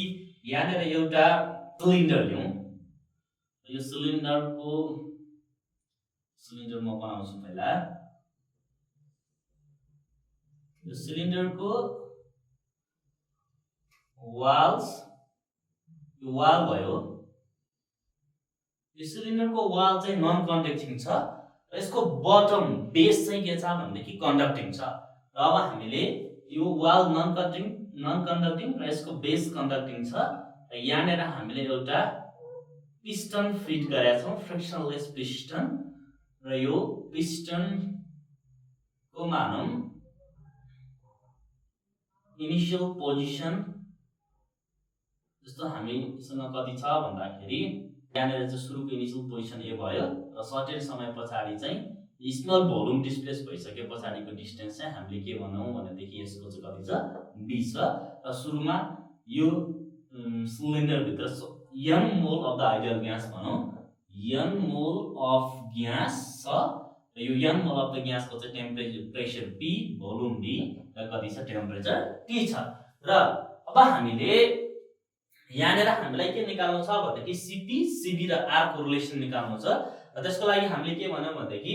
अब जस्तो मानौं n मोल of the gas certain temperature pressure र भोल्युममा चाहिँ यो ग्यास यो सर्टेन टेम्परेचर प्रेसर र भोल्युममा छ र त्यसको इनिशियल पोजिसन ए छ र त्यसपछि सर्टेन समय पछाडी जब हामीले चाहिँ हिट दिन्छौं यसलाई हिट दिइसके पछाडी के हुन्छ ग्यास एक्सपान्ड हुन्छ यसको भोल्युम मानौ बढ्यो र भोल्युम बढिसके पछाडी हामीले यहाँ के सुरुमा यसको इनिशियल पोजिसन ए थियो र भोल्युम बढिसके पछाडी यसको फाइनल पोजिसन बी भयो भनेदेखि अब मानौ यसमा चाहिँ स्मल इन्क्रिज इन भोल्युम भनेको चाहिँ हाम्रो कति भयो dv छ भनेदेखि अब हामीले यहाँनेर चाहिँ यसलाई कसरी डिफाइन गर्यौं भनेदेखि हामीलाई के थाहा छ भनेदेखि फर्स्ट ल अफ थर्मोडायनामिक अनुसार जब हामीले certain amount of the hit dq दिन्छौं सिस्टममा it is used that means the amount of heat that we given is used to increase the internal energy plus it is used to perform the certain amount of the work that is dw र यसलाई हामीले अब के भनौं equation 1 मा भनौं र अब हामीले यहाँ नेक्स्ट स्टेपमा के गर्छौं भनेदेखि जस्तो अब हामीसँग du भनेको चाहिँ इन्टरनल इनर्जी र dw भनेको चाहिँ amount of the work done छ र भनेको चाहिँ यो हामीले दिएको हिटले हामीले dq amount of the heat दियौं that dq amount of the heat is used to increase the internal energy and to perform the external amount of work done र यदि छ भने अब हामीले यहाँनेर के गर्नु पर्यो भनेदेखि जस्तो मानौं मैले सुरुमा के गर्दै छु भनेदेखि यो ग्यासलाई चाहिँ कन्स्ट्यान्ट भोल्युममा हिट गरे भनेदेखि मात्र के हुन्छ यसको टेम्परेचर बढ्छ र यसको टेम्परेचर बढ्छ तर यसले चाहिँ certain amount of the work गर्न पाउँदैन देयरफोर अब हामीले यहाँनेर के भन्छौं भनेदेखि if we heat this gas at constant volume and only the internal energy increases and its temperature suppose हामीले के भन्नु त कि सो मानौं constant volume मा चाहिँ at constant volume मा सुरुमा चाहिँ के गरौँ भन्दाखेरि ग्यासलाई चाहिँ के गरौँ हिट द ग्यास यो constant volume मा ग्यासलाई हिट गरिसकेपछि यसको टेम्परेचर dt ले इन्क्रिज भयो र टेम्परेचर dt ले इन्क्रिज भइसकेपछि के मा भन्न सक्छौं भनेदेखि मात्र यसको के हुन्छ इन्टरनल एनर्जी के हुन्छ इन्क्रिज हुन्छ र इन्टरनल एनर्जी इन्क्रिज भइसकेपछि हामीले के भन्न सक्छौं भनेदेखि the amount of heat at constant volume only increases the internal energy जसलाई हामीले के भन्छौं du र अब हामीलाई फर्स्ट ल जस्तो हामीले यहाँनेर डिफाइन गरेका छौं र यो dqb भनेको चाहिँ के हुन्छ भन्दाखेरि ncv के हुन्छ dt के हुन्छ du र यो कहाँबाट आएको हो भनेदेखि किन भन्दाखेरि cv भनेको molar heat capacity of the gas at constant volume भनेको dq by n dt at के हुन्छ कन्स्ट्यान्ट भोल्युम v मा हुन्छ र यहाँबाट चाहिँ हामीले के भन्न सक्छौं भनेदेखि यसलाई हामीले के भन्नु इक्वेसन 1 र त्यसैगरी अब हामीले यहाँनेर चाहिँ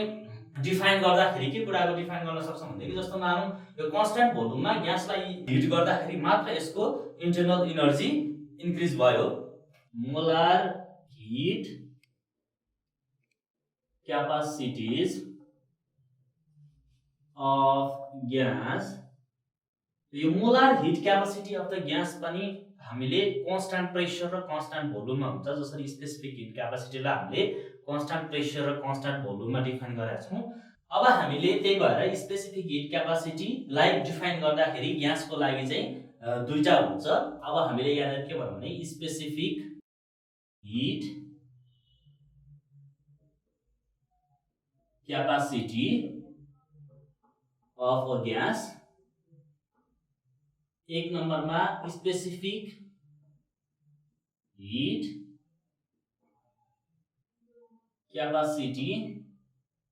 of gas at constant volume त्यसलाई हामीले CV भनेर डिफाइन गर्छौं त्यसलाई हामीले जनरली स्पेसिफिक हिट क्यापासिटीलाई डिफाइन गर्दाखेरि स्मल CV ले रिप्रेजेन्ट गर्छौं र त्यो small CV is equal to के हुन्छ अब हामीले त्यसलाई डिफाइन गर्यौं र अब हामीले specific heat capacity at the constant भोल्युमलाई चाहिँ CV भन्छौं र CV भन्दाखेरि यसलाई कसरी डिफाइन गर्छौं भन्दाखेरि the specific heat capacity of a gas at constant volume that is defined as the amount of heat required to raise the temperature of a gas through 1 degree centigrade भनेको हामीले चाहिँ specific heat capacity लाई define गर्दाखेरि जस्तो मानौं के भन्छ भन्दाखेरि unit mass of the gas लाई चाहिँ कन्स्ट्यान्ट भोल्युममा 1 डिग्री सेन्टिग्रेड टेम्परेचर रेज गर्नको लागि चाहिने हिट कति हो र त्यो भनेको नि के हो भन्दाखेरि specific heat capacity of the gas at constant volume र यसलाई हामीले स्मल CV ले रिप्रेजेन्ट गर्छौं र त्यो भनेको जहिले पनि कति हुँदो रहेछ भन्दाखेरि that CV is equal to the amount of heat required to raise the temperature of that is हामीले unit mass of the gas र त्यसलाई हामीले m भन्छौं एट टेम्परेचर dt र यसलाई केमा कन्स्ट्यान्ट भोल्युममा therefore अब हामीले के भन्नु पर्यो therefore CV is the amount of heat required to raise the temperature of the that is unit mass of the gas through 1 degree centigrade भनेको unit mass of the gas लाई constant भोल्युममा चाहिँ 1 degree centigrade को थ्रुबाट चाहिँ temperature बढाउनको लागि कति अमाउन्ट अफ हिट चाहिन्छ त्यो अमाउन्ट अफ हिट लाई नै हामी specific heat capacity of the gas at constant volume भन्छौं र यसको युनिट भनेको चाहिँ जहिले पनि कति हुन्छ भन्दाखेरि इन SI सिस्टम मा चाहिँ यसको युनिट भनेको जूल पर केजी पर केल्भिन हुन्छ। र त्यसै गरी अब हामीले यहाँनिर चाहिँ अर्को स्पेसिफिक हिट क्यापासिटीलाई पनि डिफाइन गर्नुपर्ने हुन्छ। त्यो भनेको चाहिँ specific heat capacity of gas at constant pressure, त्यसलाई हामीले सीपी भनेर भन्छौँ।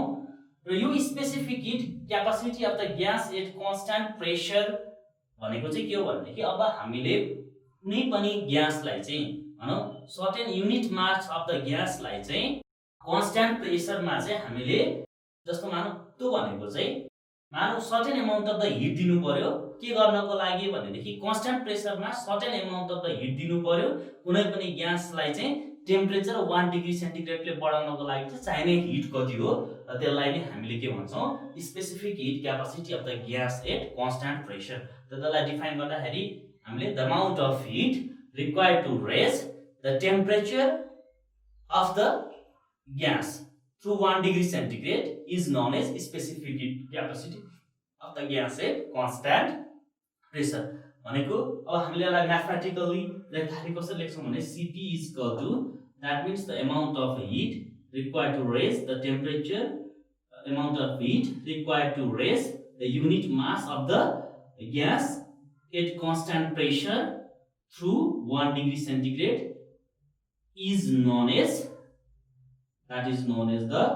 specific heat capacity of the gas at constant pressure। र यसलाई हामीले पनि यो P भनेको चाहिँ यसले के रिप्रेजेन्ट गर्छ भने that is the constant pressure. Therefore यसको युनिट चाहिँ हामीले लेख्दाखेरि इन एसआई सिस्टममा चाहिँ यसको युनिट के हुन्छ भनेदेखि एसआई सिस्टममा दैट इज यसको पनि जूल पर केजी पर केल्भिन हुन्छ। एक नम्बरमा हामीले यो molar heat capacities of the ग्यासलाई नै हामीले के भन्छ भने एट constant pressure।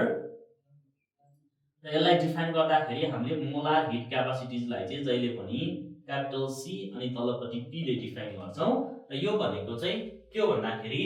जहिले पनि हामीले कुनै पनि ग्यासलाई चाहिँ हामीले जस्तो मानौं n मोल अफ द ग्यास छ, हामीसँग n मोल अफ द ग्यास छ भनेदेखि जस्तो मानौं कुनै पनि n मोल अफ द ग्यासलाई चाहिँ हामीले हिट गर्नु पर्यो भनेदेखि जस्तो मानौं the amount of heat required to raise the 1 mole of the gas through temperature 1 degree centigrade at constant pressure is known as हामीले के भन्छौं molar heat capacities of the gas at constant pressure भनेर भन्छौं। यहाँनेर pressure हुन्छ। र अब यो भइसकेपछि जस्तो मानौं हामीले यहाँ के भन्छौं भने फर 1 मोल अफ द ग्यासलाई चाहिँ हामीले चाहिँ हिट गर्नलाई चाहिँ लाग्ने भनेको चाहिँ that is Cp is equal to कति हुन्छ भनेदेखि dq बाइ कति हुन्छ 1 mole of the gas 1 mole into to raise the temperature through 1 degree centigrade भनेर भन्यो भनेदेखि यसलाई चाहिँ एट कन्स्ट्यान्ट प्रेसरमा भन्यो भनेदेखि र हामीले यो 1 मोल को लागि चाहिँ हामीले 1 मोल लेख्यौं। र त्यसैगरी n मोल को लागि हामीले हेर्यौं भनेदेखि के भन्छौं भनेदेखि Cp is equal to dq by n dt at के भन्छौं कन्स्ट्यान्ट प्रेसर। दैट मीन्स यसलाई कसरी डिफाइन गर्नु पर्यो भनेदेखि that Cp is the molar heat capacities of the gas at constant pressure and it is defined as the amount of heat required to raise the temperature of the 1 mole of gas through 1 degree centigrade at constant pressure। constant pressure मा हामीले n mole of the gas लाई चाहिँ हामीले के गर्न सक्छौं भने constant pressure मा n mole of the gas लाई चाहिँ हामीले यसको चाहिँ टेम्परेचर 1 डिग्री सेन्टिग्रेडले बढाउनको लागि चाहिँ कति अमाउन्ट अफ द हिट चाहिन्छ र त्यो अमाउन्ट अफ द हिट भनेको नै के हो भन्दाखेरि that means the amount molar heat capacity of a gas at constant pressure. त्यसैगरी हामीले मोलार हिट क्यापासिटीलाई चाहिँ कन्स्ट्यान्ट भोल्युममा पनि डिफाइन गर्न सक्छौं। र कन्स्ट्यान्ट भोल्युममा कसरी डिफाइन गर्ने भनेदेखि एट कन्स्ट्यान्ट भोल्युममा चाहिँ हामीले मोलार हिट क्यापासिटीलाई डिफाइन गर्दाखेरि यसलाई क्यापिटल सी अनि त्यसपछि v भनिन्छ। र यो Cv भनेको चाहिँ के हो भन्दाखेरि that molar heat capacity of the gas at constant volume is represented by Cv and is defined as the amount of heat required to raise the temperature of the 1 mole of the gas at constant volume through 1 degree centigrade. That amount of heat is known as molar heat capacity at the constant volume, and it is represented by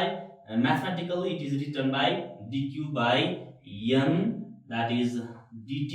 at constant volume र यसलाई v भन्छौं। therefore अब हामीले यहाँनिरबाट के define गर्नुपर्छ भन्दाखेरि यसको unit भनेको चाहिँ एसआई सिस्टममा के हुन्छ, in SI system it's unit is जहिले पनि के हुन्छ, दैट इज जूल पर मोल, अनि त्यसपछि पर केल्भिन, अनि त्यसैगरी यो constant volume specific heat capacity of the constant भोल्युमको पनि युनिट भनेको इज इन एसआई सिस्टममा जहिले पनि जूल पर मोल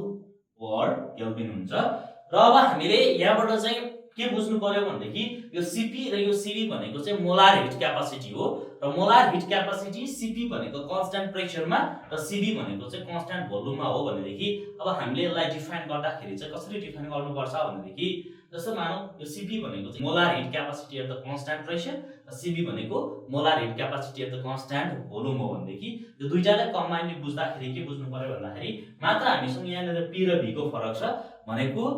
जस्तो मानौ कुनै पनि 1 मोल अफ द ग्यासलाई चाहिँ कन्स्ट्यान्ट प्रेसरमा अर कन्स्ट्यान्ट भोल्युममा चाहिँ हामीले चाहिँ हिट गरेर अथवा हिट दिँदाखेरि चाहिँ 1 डिग्री टेम्परेचरले बनाउन चाहिने हिट कन्स्ट्यान्ट प्रेसरमा molar heat capacity at constant pressure र कन्स्ट्यान्ट भोल्युममा चाहिँ molar heat capacity at constant volume हो। र अब हामीले यहाँनिर चाहिँ molar heat capacity of the gas constant pressure र कन्स्ट्यान्ट भोल्युममा डिफाइन गर्यौं। र जहिले पनि अब हामीलाई के कुरो बुझ्नुपर्छ भनेदेखि जहिले पनि त्यो molar heat capacity CP is always greater than के हुन्छ, सीबी हुन्छ। र त्यसैगरी यो भन्दा अगाडि हामीले specific heat capacity at constant pressure र कन्स्ट्यान्ट भोल्युमको कुरा गरेका थियौं, त्यसलाई हामीले स्मल लेटरले रिप्रेजेन्ट गरेका छौं, त्यो सीपी, अनि त्यसपछि हामीले त्यसलाई स्मल लेटरले सीबी हुन्छ। र जहिले पनि के हुन्छ भन्दाखेरि CP is always greater than CB and small CP is also always greater than के हुन्छ, स्मल सीबी। र यो दुईटालाई हामीले कसरी एक्सप्लेनेसन गर्न सक्यौं भनेदेखि जस्तो मानौ कुनै पनि ग्यासलाई हामीले चाहिँ 1 युनिट मास अफ द ग्यासलाई चाहिँ कन्स्ट्यान्ट भोल्युममा चाहिँ हिट गर्यौं भन्दाखेरि र त्यो ग्यासको चाहिँ इन्टरनल एनर्जी मात्र इन्क्रिज हुन्छ, र इन्टरनल एनर्जी मात्र इन्क्रिज हुन्छ र त्यसले कुनै एक्स्ट्रा काम गर्दैन। र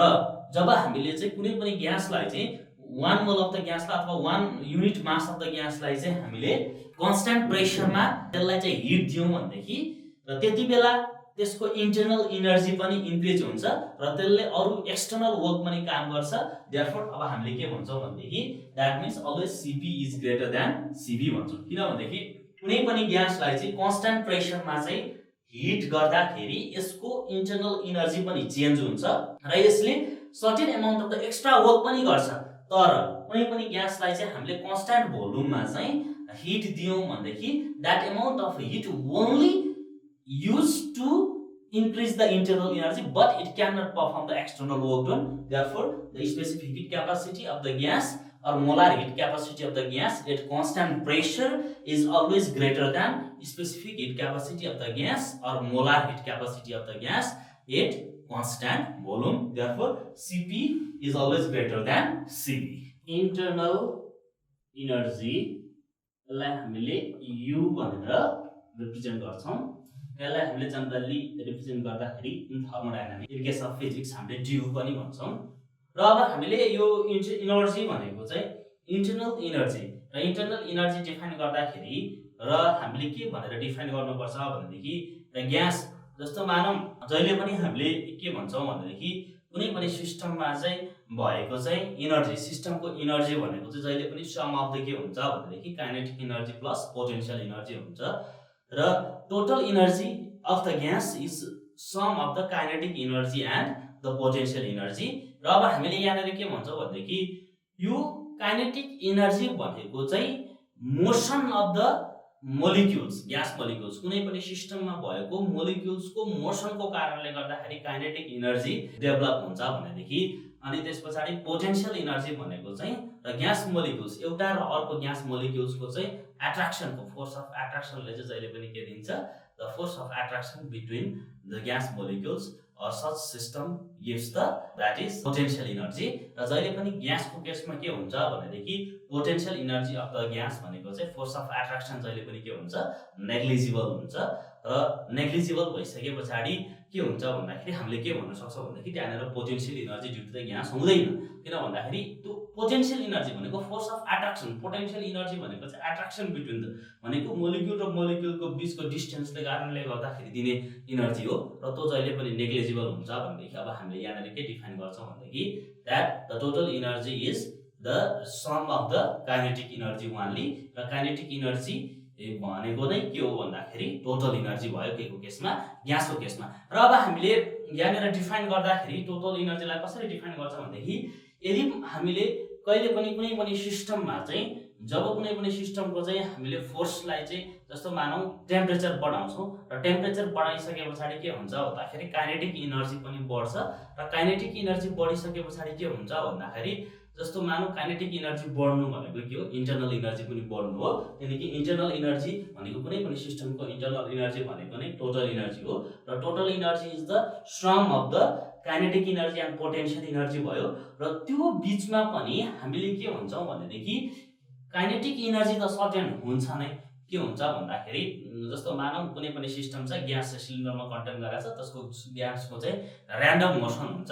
ऱ्यान्डम मोसन भइसके पछाडि त्यो due to the random motion there will be the kinetic energy र ऱ्यान्डम मोसन हुँदाखेरि जहिले पनि potential energy of the system चाहिँ जहिले पनि के हुन्छ नेग्लिजिबल हुन्छ र potential energy of the system negligible भइसके पछाडि अब हामीले त्यहाँनिर इन्टरनल एनर्जीमा चाहिँ के मात्र एड गर्नु पर्यो भनेदेखि internal energy is only due to the kinetic energy अब हामीले यहाँनिर टोटल एनर्जी भन्छौँ भनेको काइनेटिक एनर्जी प्लस के हुन्छ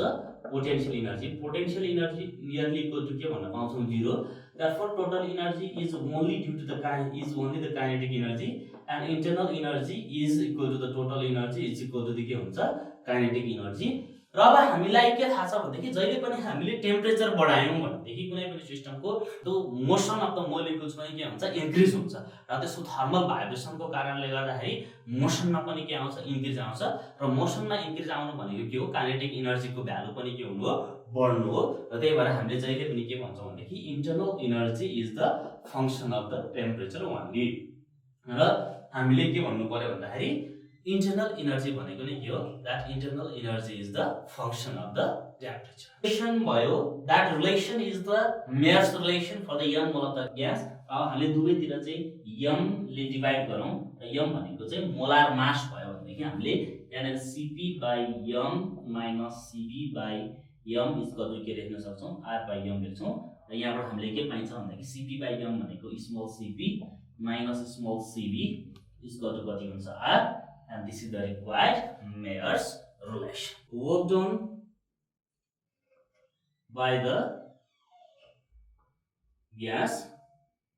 र हामीले work done by the gas calculation गर्नको लागि फर्स्ट अफ अल हामीले के गरौँ भन्दाखेरि हामीसँग एउटा सिलिन्डर छ र यो सिलिन्डर चाहिँ कस्तो छ भन्दाखेरि यसको चाहिँ सिलिन्डर छ र सिलिन्डरमा हामीले एउटा पिस्टन फिट गर्छौं र मानव यहाँनिर चाहिँ यसको यो बेस भनेको चाहिँ कन्डक्टिङ छ कन्डक्टिङ बेस र अब हामीले यहाँनिर एउटा मुभेबल पिस्टन लाई चाहिँ फिट गर्छौं यो पिस्टन भनेको नि फ्रिक्सनलेस पिस्टन छ सपोज गरौँ र यो सिलिन्डरमा चाहिँ certain amount of the gas भनौं सर्टेन ग्यास जुन ग्यासको चाहिँ प्रेसर P छ भोल्युम V र टेम्परेचर T छ भनेदेखि अब हामीले के भन्छौं भन्दाखेरि यो सर्टेन ग्यास यो एउटा सिलिन्डर भयो र सिलिन्डरको चाहिँ दुईटै वाल्सहरु सबै वाल्सहरु चाहिँ नन कन्डक्टिङ छ इन्सुलेटेड छ र यसको बेस चाहिँ कन्डक्टिङ छ यो के भयो भन्दाखेरि that is non conducting walls छ र अब हामीले के गरौँ भन्दाखेरि यसको प्रेसरलाई घटाएर भोल्युमलाई बढाएर मानौँ यसलाई चाहिँ हामीले सर्टेन डिस्टेन्स dx भन्ने चाहिँ स्मल डिस्प्लेसमेन्ट dx चाहिँ डिस्प्लेस गरौँ र अब हामीलाई के थाहा छ भनेदेखि यो यसको सर्फेस एरिया भनेको यो पिस्टनको सर्फेस एरिया सपोज हामीले मानौँ कति छ a छ र सुरुमा मानौँ यो सिलिन्डरमा राखेको ग्यासको भोल्युम हामीले v1 छ भनेदेखि हामीले यसलाई चाहिँ सर्टेन डिस्प्लेसमेन्ट माथि सारिसके पछाडि चाहिँ के भयो भन्दाखेरि यसको प्रेसर घट्छ र प्रेसर घटिसके पछाडि यसको भोल्युम बढ्छ र भोल्युम बढ्दाखेरि चाहिँ मानौँ यसको फाइनल भोल्युम चाहिँ के भयो v2 भयो भनेर भनिसके पछाडि अब हामीले यहाँबाट हाम्रो टार्गेट भनेको के हो भनेदेखि हामीले work done by the gas र यो ग्यासले गरेको वर्क डनको हामीले के गर्नु छ क्याल्कुलेसन गर्नु छ। त्यसको लागि फर्स्ट अफ अल हामीले यहाँनिर के गर्छौँ भनेदेखि सुरुमा जस्तो मानौँ हामीसँग चाहिँ यो यहाँनिर ग्यासको प्रेसर P छ र यसको सर्फेस एरिया A छ भनेदेखि हामीलाई के थाहा छ भनेदेखि वी नो दैट प्रेसर भनेको P इक्वल टु कति हुन्छ भनेदेखि फोर्स पर युनिट एरिया हुन्छ र यो प्रेसर भनेको फोर्स पर युनिट एरिया छ भनेदेखि अब हामीले यहाँनिर चाहिँ के भन्न सक्छौँ भनेदेखि F इक्वल टु कति हुन्छ प्रेसर इन्टु एरिया, यसलाई हामीले के भनौँ इक्वेसन 1, किनकि हामीलाई के थाहा छ भने pressure exerted equal to the force per unit area हुन्छ। र अब हामीले यहाँनिर force equal to pressure into area भइसके पछाडि अब हामीले यहाँ त के गरेका छौँ भने सुरुमा ग्यास चाहिँ एउटा सर्टेन प्रेसर भोल्युम र टेम्परेचरमा छ र हामीले यसलाई चाहिँ स्मल डिस्प्लेसमेन्ट यो पिस्टनलाई चाहिँ थोरै माथि सारेर मानौ पिस्टनलाई माथि सारिसके पछाडि यो डटेड पोजिसनमा पुगेको छ, यो ए भन्ने पोइन्ट ए हो र यो ए भनेको चाहिँ सुरुको इनिशियल पोजिसन र बी चाहिँ हामीले पिस्टनलाई चाहिँ अपवार्ड सारिसके पछाडिको फाइनल पोजिसन बी हो र पिस्टनलाई हामीले कति डिस्प्लेसमेन्ट माथि सार्यौं भन्दाखेरि स्मल डिस्प्लेसमेन्ट dx सार्यौं र यदि स्मल डिस्प्लेसमेन्ट dx सार्दाखेरि त्यो ग्यासले गरेको वर्क भनेको नि स्मल नै हुन्छ र देयरफोर हामीले यहाँले के भन्नु हामीलाई के थाहा छ भनेदेखि small amount of work done during the small displacement dx भनेको कति हुन्छ भनेदेखि that is dw equal to f into dx हुन्छ र अर हामीले dw इक्वल टु यहाँले के भन्छौं भनेदेखि f भनेको त कति हो प्रेसर इन्टु एरिया इन्टु कति हो dx हो और dw इक्वल टु कति हुन्छ भन्दाखेरि प्रेसर इन्टु र a इन्टु dx भनेको एरिया इन्टु dx चाहिँ के हुन्छ भन्दाखेरि ग्यासलाई हामीले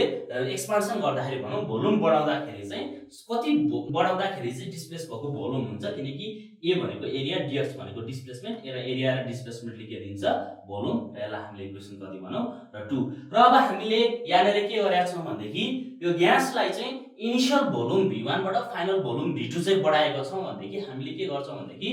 ग्यासलाई मानौ स्मल डिस्प्लेसमेन्ट dx सार्दाखेरि गरेको वर्क डन स्मल नै भयो र यदि हामीले ग्यासलाई चाहिँ एक्सपान्सन गर्यौं certain volume initial volume v1 देखि फाइनल भोल्युम v1 सम्म चाहिँ एक्सपान्सन गर्यौं र त्यतिबेला चाहिँ हामीले total amount of the work done गर्नु पर्यो भनेदेखि के हुन्छ भनेदेखि यदि हामीले यो small amount of the work डनलाई चाहिँ इन्टिग्रेट गर्यौं भनेदेखि हामीले के पाउँछ भनेदेखि total amount of the work done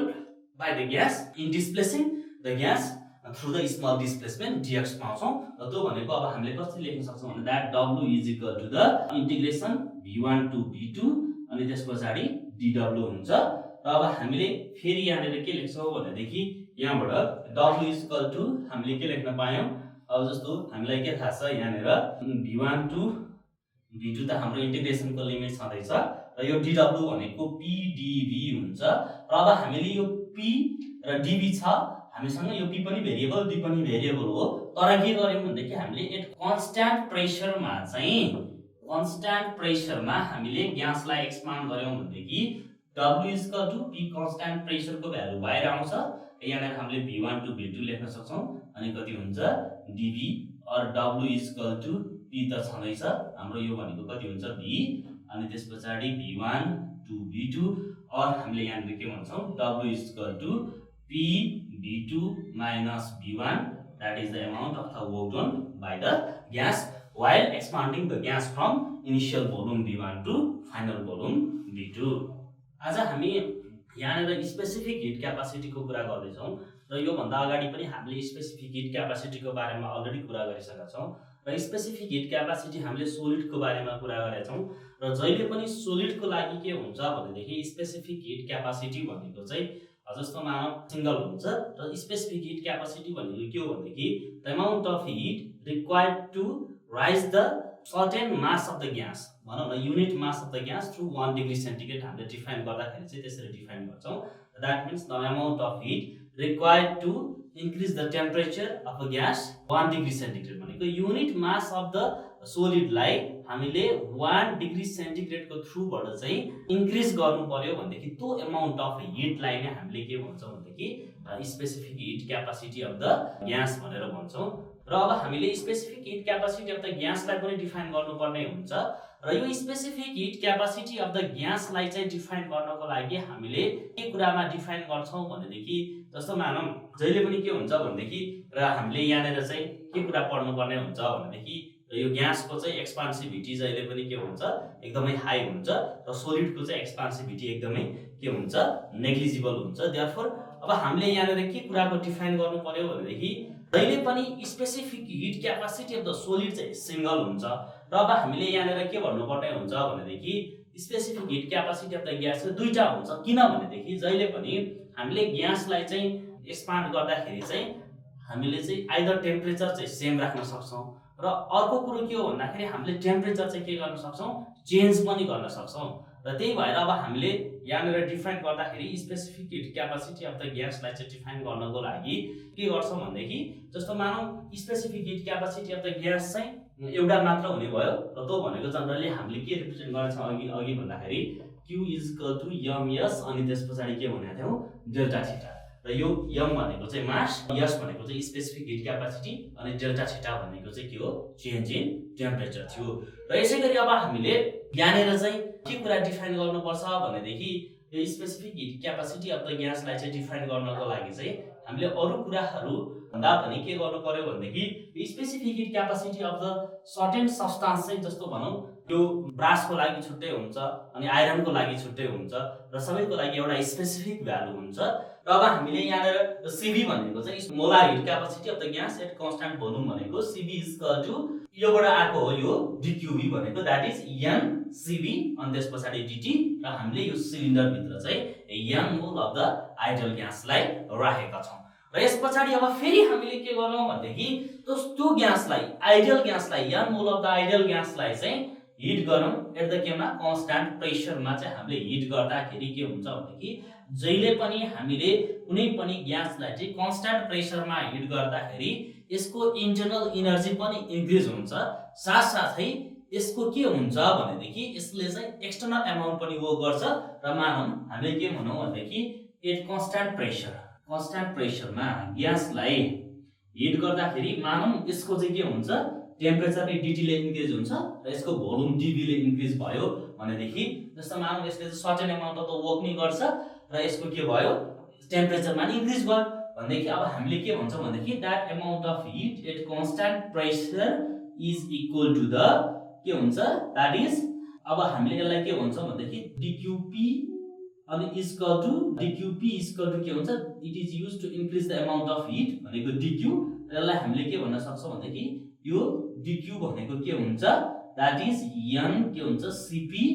dt र त्यसै गरी अब हामीले यसलाई इक्वेसन 3 भन्दियौँ भनेदेखि अब ग्यासको टेम्परेचर त इन्क्रिज भयो र टेम्परेचर इन्क्रिज हुँदाखेरि डिक्यु इज इक्वल टु एनसिपी डिटी भयो र अब हामीले के भनेको छ भने यसले further external amount of the work नि गर्छ र त्यो डब्ल्यु इज इक्वल टु कति हुन्छ पीडीबी हुन्छ किन भन्दाखेरि एट कन्स्ट्यान्ट प्रेसरमा चाहिँ यसको भोल्युम डिभीले इन्क्रिज भएको छ भनेदेखि द्याट डिभी इज द के भयो चेन्ज इन भोल्युम यसलाई हामीले इक्वेसन कति भनौँ 4 यसलाई इक्वेसन 4 भनिसके पछाडि अब हामीले यहाँबाट फेरि के कुरा लेख्न सक्छौँ भनेदेखि सपोज फर एक्जाम्पल अब हामीले यो इक्वेसन 2 3 र 4 लाई चाहिँ इक्वेसन 1 मा लगेर राख्ने हो भने के पाइन्छ भनेदेखि अब हामीले यहाँनिर चाहिँ पाइने भनेको के हो भनेदेखि यो 2 3 र 4 इक्वेसन 2 3 र 4 लाई हामीले इक्वेसन 1 मा राख्दाखेरि डिक्यु भनेको त कति छ हामीसँग एनसिपी डिटी इज इक्वल टु अनि त्यस पछाडि डु भनेको कति छ एनसिबी डिटी प्लस डब्ल्यु भनेको हामीसँग कति छ P that is W is equal to the P DV छ र यसलाई हामीले फेरि के भनौँ इक्वेसन यसलाई कति भनौँ द्याट इज इक्वेसन 5 र फेरि हामीलाई के थाहा छ भनेदेखि हामीले यहाँनिर त an mole of the ideal ग्यासलाई राखेर चाहिँ हिट दिइरहेका छौँ र हामीलाई के थाहा छ भने कुनै पनि आइडियल ग्यासलाई चाहिँ त्यो सिलिन्डर भित्र राख्दाखेरि चाहिँ यो an mole of the gas राखिरहेका छौँ भनेदेखि एन मोल अफ ग्यासको आइडियल ग्यास इक्वेसन भनेको कति हुन्छ भन्दाखेरि हामीसँग PV is equal to NRT छ र अब हामीले यसलाई चाहिँ डिफरेन्सिएट गर्यौँ यो इक्वेसन छ र यो इक्वेसन भनेको आइडियल ग्यास इक्वेसन यसलाई चाहिँ डिफरेन्सिएटिङ विथ रेस्पेक्ट टु टेम्परेचर चाहिँ हामीले डिफरेन्सिएसन गर्यौँ भने कति पाउँछ भने that is P D by कति dt pv इक्वल टु कति हुन्छ d by dt कति हुन्छ nRT हुन्छ। और यहाँनिर हामीले के भन्न सक्छौं भने that is dpv dp by dt plus p dv by dt equal to कति लेख्न सक्छौं भने nr अनि dt by कति हुन्छ dt र त्यो भनेको त 1 नै हुन्छ। र अब हामीले यहाँनिर dt दुवैतिर कमन लगाएर चाहिँ यो dt dt 1 भयो र यसलाई लेख्दाखेरि कसरी पनि लेख्न सक्छौं भन्दा that is vdp plus कति हुन्छ pdv इक्वल टु कति लेख्न पाउँछौं हामीले that is nr dt लेख्न पाउँछौं। र अब हामीले त्यसैगरी यहाँबाट अर्को कुरो के पनि लेख्न पाउँछौं भन्दाखेरि that pdv र हामीले pdv इक्वल टु कति लेख्न पायौं भन्दाखेरि यहाँनिर त हामीले के गरेका छौं प्रेसरलाई त कन्स्ट्यान्ट राखेका छौं र यो केसमा प्रेसरलाई कन्स्ट्यान्ट राख्दाखेरि dp को भ्यालु जहिले पनि के हुन्छ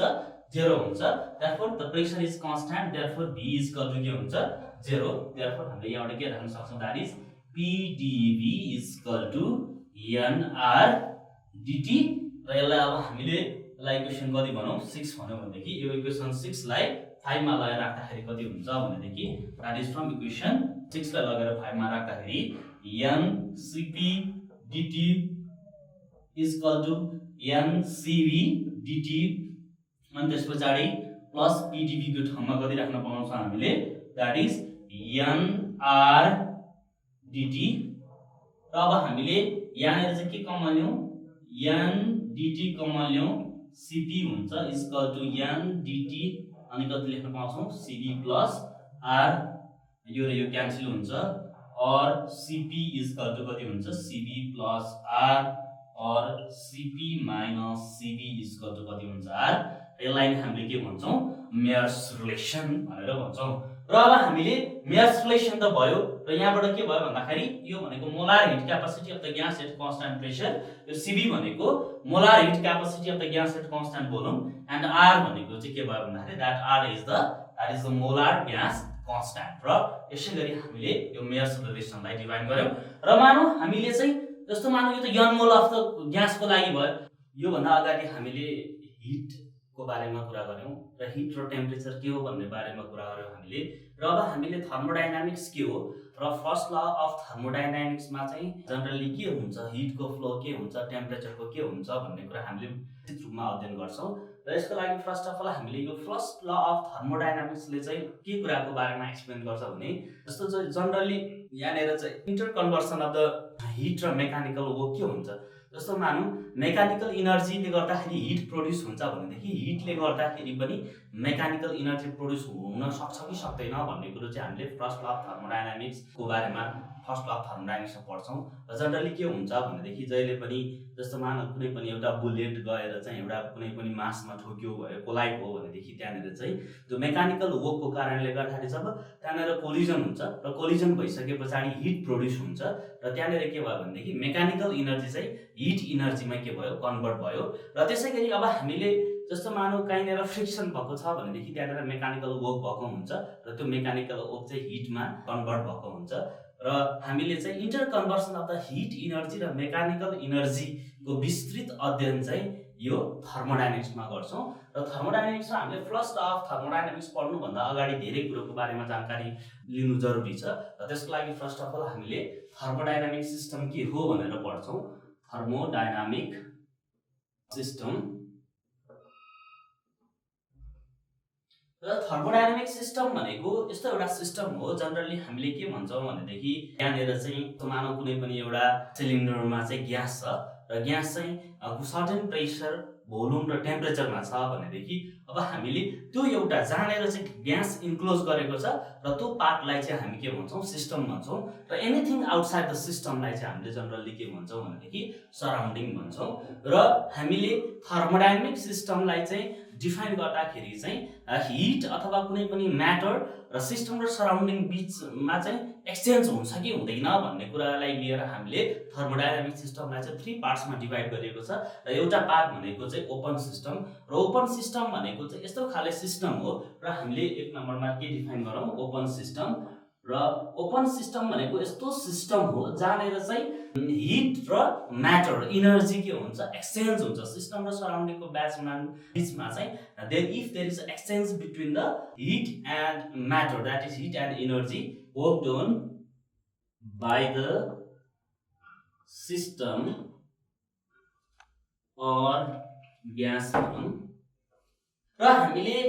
यो वर्क डनलाई हामीले दुई तरिकाले डिफाइन गर्न सक्छौँ र एउटा भनेको चाहिँ work done by the gas र त्यो ग्यासले अथवा सिस्टमले गरेको वर्क डन र अर्को भनेको चाहिँ हामीले work done on the system or work done on the gas भनेको चाहिँ अब हामीले यो वर्क डन बाई द सिस्टमलाई कसरी डिफाइन गर्न सक्छौँ भने यदि ग्यासले चाहिँ काम गर्यो भन्दाखेरि जस्तो मानौँ ग्यासले चाहिँ काम गर्दाखेरि certain amount of the work done दियो जस्तो मानौँ यो हामीले यसलाई कसरी डिफाइन गर्न सक्छौँ भनेदेखि जस्तो मानौँ एउटा चाहिँ हिट छ एकदम हाई टेम्परेचरमा हिट छ र हिट भइसके पछाडि एउटा मानौँ सोर्स छ हामीसँग एउटा सोर्स छ र सोर्स चाहिँ एकदम हाई टेम्परेचरमा छ र सोर्स भइसके पछाडि हाई टेम्परेचरमा चाहिँ एउटा हामीले चाहिँ सिलिन्डर लगेर चाहिँ त्यहाँनिर राख्यौँ भनेदेखि के हुन्छ भन्दाखेरि त्यो ग्यासमा सिलिन्डरमा भएको ग्यासले जस्तो मानौँ यो एउटा हामीसँग सोर्स छ यो सोर्स भनेको चाहिँ यसको टेम्परेचर चाहिँ एकदम हाई छ र अब हामीले यहाँनिर चाहिँ एउटा यो कन्डक्टिङ बेस भएको र अर्को भनेको चाहिँ यसको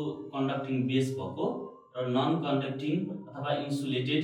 वाल भएको चाहिँ यहाँनिर के गर्यो भने यो एकदम सोर्सको टेम्परेचर एकदम हाई छ र अब हामीले के भन्न सक्छौँ भनेदेखि यदि यो सोर्सबाट नै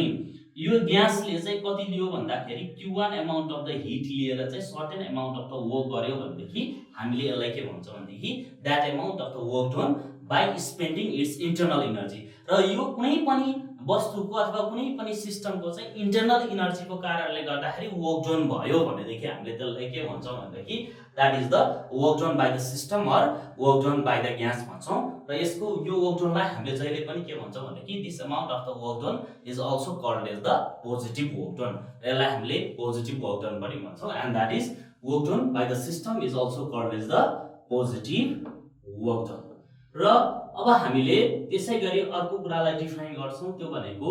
work done on the system or gas र अब हामीले यसलाई कसरी डिफाइन गर्न सक्छौँ भनेदेखि जस्तो मानौँ हामीसँग चाहिँ के छ भनेदेखि एउटा यहाँनिर चाहिँ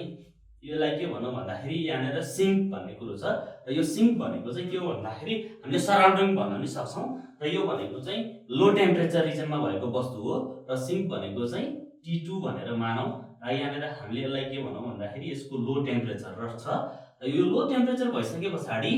अब यहाँनिर के हुन्छ भनेदेखि जस्तो मानौँ यहाँनिर हामीसँग एउटा कन्डक्टिङ बेस भएको र नन कन्डक्टिङ वाल्स भएको चाहिँ एउटा सिलिन्डर छ र जहाँनिर चाहिँ अब हामीले के गर्छौँ भनेदेखि यदि हामीले यो पिस्टनलाई चाहिँ तलतिर ल्यायौँ र तलतिर ल्याउँदाखेरि के हुन्छ भन्दाखेरि हामीले एक्सटर्नल इनर्जी के गर्नुपर्छ यसलाई चाहिँ सप्लाई गर्नुपर्छ किनकि जब हामीले एक्सटर्नल इनर्जी सप्लाई गर्छौँ अनि त्यस पछाडि यो ग्यास के हुँदै जान्छ कम्प्रेस हुँदै जान्छ र यहाँबाट चाहिँ के हुन्छ भनेदेखि र यहाँबाट चाहिँ certain amount of the heat चाहिँ यो सिङ्कमा रिजेक्ट हुन्छ भनेदेखि यति बेला चाहिँ एक्सटर्नल इनर्जी लगाएर चाहिँ हामीले ग्यासको चाहिँ कम्प्रेस गऱ्यौँ अथवा एक्सपान्ड गऱ्यौँ भनेदेखि त्यति बेलाको चाहिँ वर्क डनलाई हामीले के भन्छ भनेदेखि that work done is said to be the work done on the system or work done on the gas भनेर भन्छौँ र अब हामीले यदि एक्सटर्नल इनर्जी लगाएर चाहिँ अथवा एक्सटर्नल इनर्जी लगाएर हामीले ग्यासलाई चाहिँ एक्सपान्ड अथवा कम्प्रेसन गऱ्यौँ भनेदेखि त्यति बेलाको वर्क डनलाई चाहिँ हामीले के भन्ने भयौँ that work done is said to be the work done on the gas र यसलाई हामीले जहिले पनि के भन्छौँ भनेदेखि यस्तो मानौँ यसलाई W1 र मानौँ यहाँबाट यसलाई W2 भनौँ यसलाई Q2 भनौँ भनेदेखि यो वर्क डन भनेको चाहिँ certain amount of the work गऱ्यौँ जसले गर्दा चाहिँ ग्यासलाई हामीले के भन्न सक्छौँ भने यो केसमा चाहिँ that work is done on the gas भनेको चाहिँ जस्तो मानौँ हामीले चाहिँ त्यही ग्यासलाई चाहिँ अथवा कम्प्रेस गर्नु पर्यो भनेदेखि हामीले के गर्नुपर्छ external amount of the work अथवा एक्सटर्नल इनर्जी खर्च गर्नुपर्छ भनेदेखि चाहिँ ग्यासलाई एक्सपान्सन अथवा कम्प्रेसन गर्नलाई एक्सटर्नल इनर्जी खर्च गर्नु पर्यो भनेदेखि त्यो के भयो work done on the system or work done on the gas र त्यसलाई हामीले नेगेटिभ वर्क डन पनि भन्छौँ र हामीले यहाँनिर चाहिँ यदि जस्तो मानौ कुनै पनि सोर्सकै कारणले गर्दाखेरि कुनै पनि वस्तुकै कारणले गर्दाखेरि चाहिँ इन्टरनल इनर्जी चाहिँ के भइरहेछ, यदि कुनै पनि चिजको चाहिँ इन्टरनल इनर्जीकै कारणले गर्दाखेरि आइदर ग्यासको एक्सपान्सन अर कम्प्रेसन भइरहेको छ भनेदेखि त्यति बेला हामीले चाहिँ के भन्छौँ भनेदेखि त्यति बेलाको वर्क डनलाई पोजिटिभ वर्क डन अथवा work done by the system of the gas भनेर भन्छौँ। र देयरफोर यहाँनिर के भन्न पायो भनेदेखि यो वर्क डन अन द सिस्टमलाई चाहिँ हामीले नेगेटिभ वर्क डन पनि भनेर भन्छौँ। फर्स्ट ल अफ थर्मोडायनामिक्स, हामीले first law of thermodynamics define गर्नको लागि हामीले के गर्छौँ भनेदेखि मानौ हामीसँग कुनै पनि एउटा सिस्टम छ र सिस्टममा चाहिँ हामीले certain amount of the heat दियौँ भनेदेखि फर्स्ट ल अफ थर्मोडायनामिक्स अनुसार यहाँनिर हामीसँग मानौ कुनै पनि एउटा सिस्टम छ र सिस्टममा चाहिँ certain amount of the gas छ र त्यो ग्यासको चाहिँ सर्टेन टेम्परेचर छ, प्रेसर छ र भोल्युम छ भनेदेखि यदि हामीले त्यो ग्यासमा चाहिँ certain amount of the heat दियौँ भनेदेखि जहिले पनि के हुन्छ भनेदेखि that amount of the heat, र हामीले के भनौँ भनेदेखि that amount of heat dq is used to increase its internal energy. र यदि हामीले कुनै पनि सिस्टममा certain amount of the heat दियौँ भनेदेखि त्यो हिट चाहिँ के हुन्छ भनेदेखि जहिले पनि हिटको कारणले गर्दाखेरि चाहिँ त्यसको इन्टरनल इनर्जी के गर्छ, बढ्छ। र certain part of the heat कुनै पनि सिस्टममा चाहिँ मैलेदेखि certain amount of the heat दिएँ भनेदेखि त्यो amount of heat is use to increase its internal energy and certain part of the heat is use to perform external work done, र त्यसलाई हामीले के भन्छौँ, DW भन्छौँ। देयरफोर DQ भनेको चाहिँ के भयो, टोटल अमाउन्ट अफ के भयो, that is amount of heat भयो। अनि त्यस पछाडि given to the system and given to the system, अनि त्यस पछाडि फर्स्ट ल अफ थर्मोडायनामिक्स अनुसार the total amount of the heat is use to increase its internal energy, that is due is the increase in internal energy and the certain part of the heat is used to increase its internal energy and the certain part of the heat is used to perform the external work and that is the DW is the external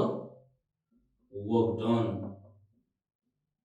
Okay, अब हामीले यो first law of thermodynamics अनुसार के भन्न सक्छौँ भनेदेखि जस्तो मानौँ यहाँनिर चाहिँ जस्तो यहाँनिर डिफ्रेन्ट केसहरू एराइज हुन सक्छन्। एराइज हुँदाखेरि चाहिँ जस्तो मानौँ फर्स्ट नम्बरमा हामीले के भन्न सक्छौँ भनेदेखि यदि हामीले certain amount of the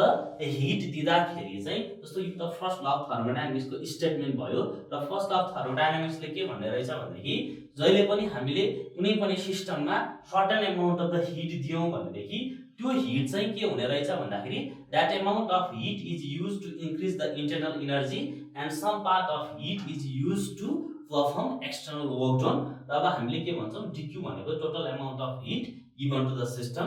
due is the increase in internal energy and DW is the external work done भनेर भन्छौँ। र अब हामीले यहाँनिर के कुरालाई डिफाइन गर्नुपर्ने हुन्छ भनेदेखि जस्तो मानौँ सुरुमा चाहिँ मैले certain amount of the hit दिँदाखेरि कुनै पनि सिस्टमको चाहिँ इन्टरनल इनर्जीमा इन्क्रिज आएन भनेदेखि के हुन्छ भनेदेखि वेन के हुन्छ फर्स्ट नम्बरमा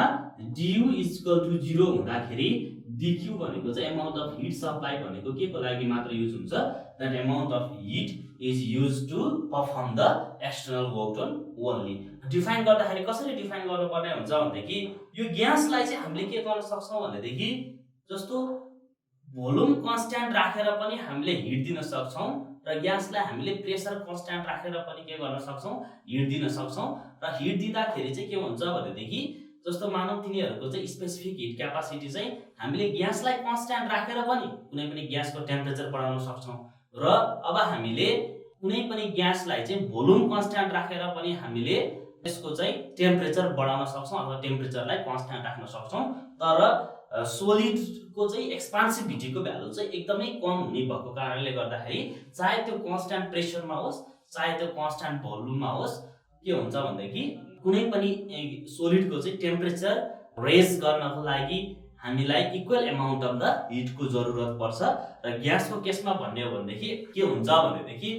हामीले यहाँनिर चाहिँ चाहे त्यो कन्स्ट्यान्ट प्रेसरमा र कन्स्ट्यान्ट भोल्युममा चाहिँ हामीले ग्यासलाई हिट गरेर चाहिँ टेम्परेचर बढाउनु पर्यो भनेदेखि we need that means different amount of the heat therefore the specific heat capacity of the gas has the two value जहिले पनि के हुने भयो र ग्यासको लागि स्पेसिफिक हिट क्यापासिटीको भ्यालु दुईटा हुने भयो किनभनेदेखि हामीले कन्स्ट्यान्ट प्रेसरमा चाहिँ हामीले चाहिँ हिट दिएर चाहिँ टेम्परेचर बढाउनु पर्यो भनेदेखि we need different amount of the heat त्यसैगरी कन्स्ट्यान्ट भोल्युममा चाहिँ कुनै पनि ग्यासको चाहिँ टेम्परेचर कन्स्ट्यान्ट राख्नु पर्यो अथवा टेम्परेचरलाई चाहिँ चेन्ज गर्नु पर्यो भनेदेखि we need different amount of the heat therefore के हुने भयो ग्यासको लागि चाहिँ दुईटा स्पेसिफिक हिट क्यापासिटीको भ्यालु हुने भयो र त्यो भनेको चाहिँ कन्स्ट्यान्ट प्रेसरमा अथवा कन्स्ट्यान्ट भोल्युममा हुन्छ र त्यसैगरी अर्को भनेको के हुन्छ भनेदेखि यदि हामीले चाहिँ सोलिडलाई चाहिँ त्यो मानौ हिट दिएर चाहिँ मानौ टेम्परेचर बढाउनु पर्यो सोलिडको चाहिँ टेम्परेचर बढाउनु पर्यो भनेदेखि हामीले same amount of the hit चाहे त्यो कन्स्ट्यान्ट प्रेसरमा होस् र चाहे त्यो कन्स्ट्यान्ट भोल्युममा होस् they need solid need the same amount of the heat therefore the solid has only the specific heat capacity, that is one specific heat capacity, and the gas have the always two values of the specific heat capacities, that is the specific heat capacities at the constant pressure and the constant volume, because gas has the high expansivity and the expansivity, therefore that means the specific heat capacity for the gas varies from 0 to infinity, but the specific heat capacity of the solid has the definite value. अब हामीले फेरि 2 नम्बरमा के भन्छौं भन्दाखेरि जब कुनै पनि सिस्टममा चाहिँ जस्तो हामीले हिट दियौं र हिट दिइसके पछाडी इन्टरनल एनर्जीमा चेन्ज आयो र यसले एक्सटर्नल वर्क डन गरेन भनेदेखि अब हामीले के भन्छौं भन्दाखेरि त्यहाँनेर चाहिँ when dw is equal to 0 जति बेला dw 0 हुन्छ त्यति बेला चाहिँ के हुन्छ भन्दाखेरि the amount of heat supplied is used to increase its internal energy only र त्यसलाई हामीले के भन्छौं dq is equal to के हुन्छ त्यति बेला du हुन्छ that means the amount of heat given to the system is used to increase the internal energy only र थर्ड नम्बरमा चाहिँ हामीले चाहिँ के छ भनेदेखि जस्तो मानौ कुनै पनि सिस्टम जहाँनेर चाहिँ एक्सचेन्ज अफ द हिट 0 छ भन्नको मतलब के हो भन्दाखेरि when dq is equal to 0 भन्नुको मतलब के हो भन्दाखेरि जहाँनेर चाहिँ एउटा सिस्टम छ र त्यो सिस्टममा चाहिँ सराउन्डिङ र सिस्टम बीचको चाहिँ एक्सचेन्ज अफ हिट जहिले पनि 0 छ भनेदेखि त्यति बेला के हुन्छ भन्दाखेरि 0 is equal to du plus के हुन्छ dw और के हुन्छ भन्दाखेरि हामीले यहाँबाट के गर्न सक्छौं भन्दाखेरि that is dw is equal to के भन्न सक्छौं minus du र यहाँबाट हामीले के डिफाइन गर्न सक्छौं भन्दाखेरि that the work is done by spending its internal energy र कुनै पनि सिस्टमको इन्टरनल एनर्जी को कारणले नै गर्दाखेरि वर्क भइरहेको छ यहाँनेर therefore often there is no exchange of the heat between the system and surrounding, that means dq is equal to 0.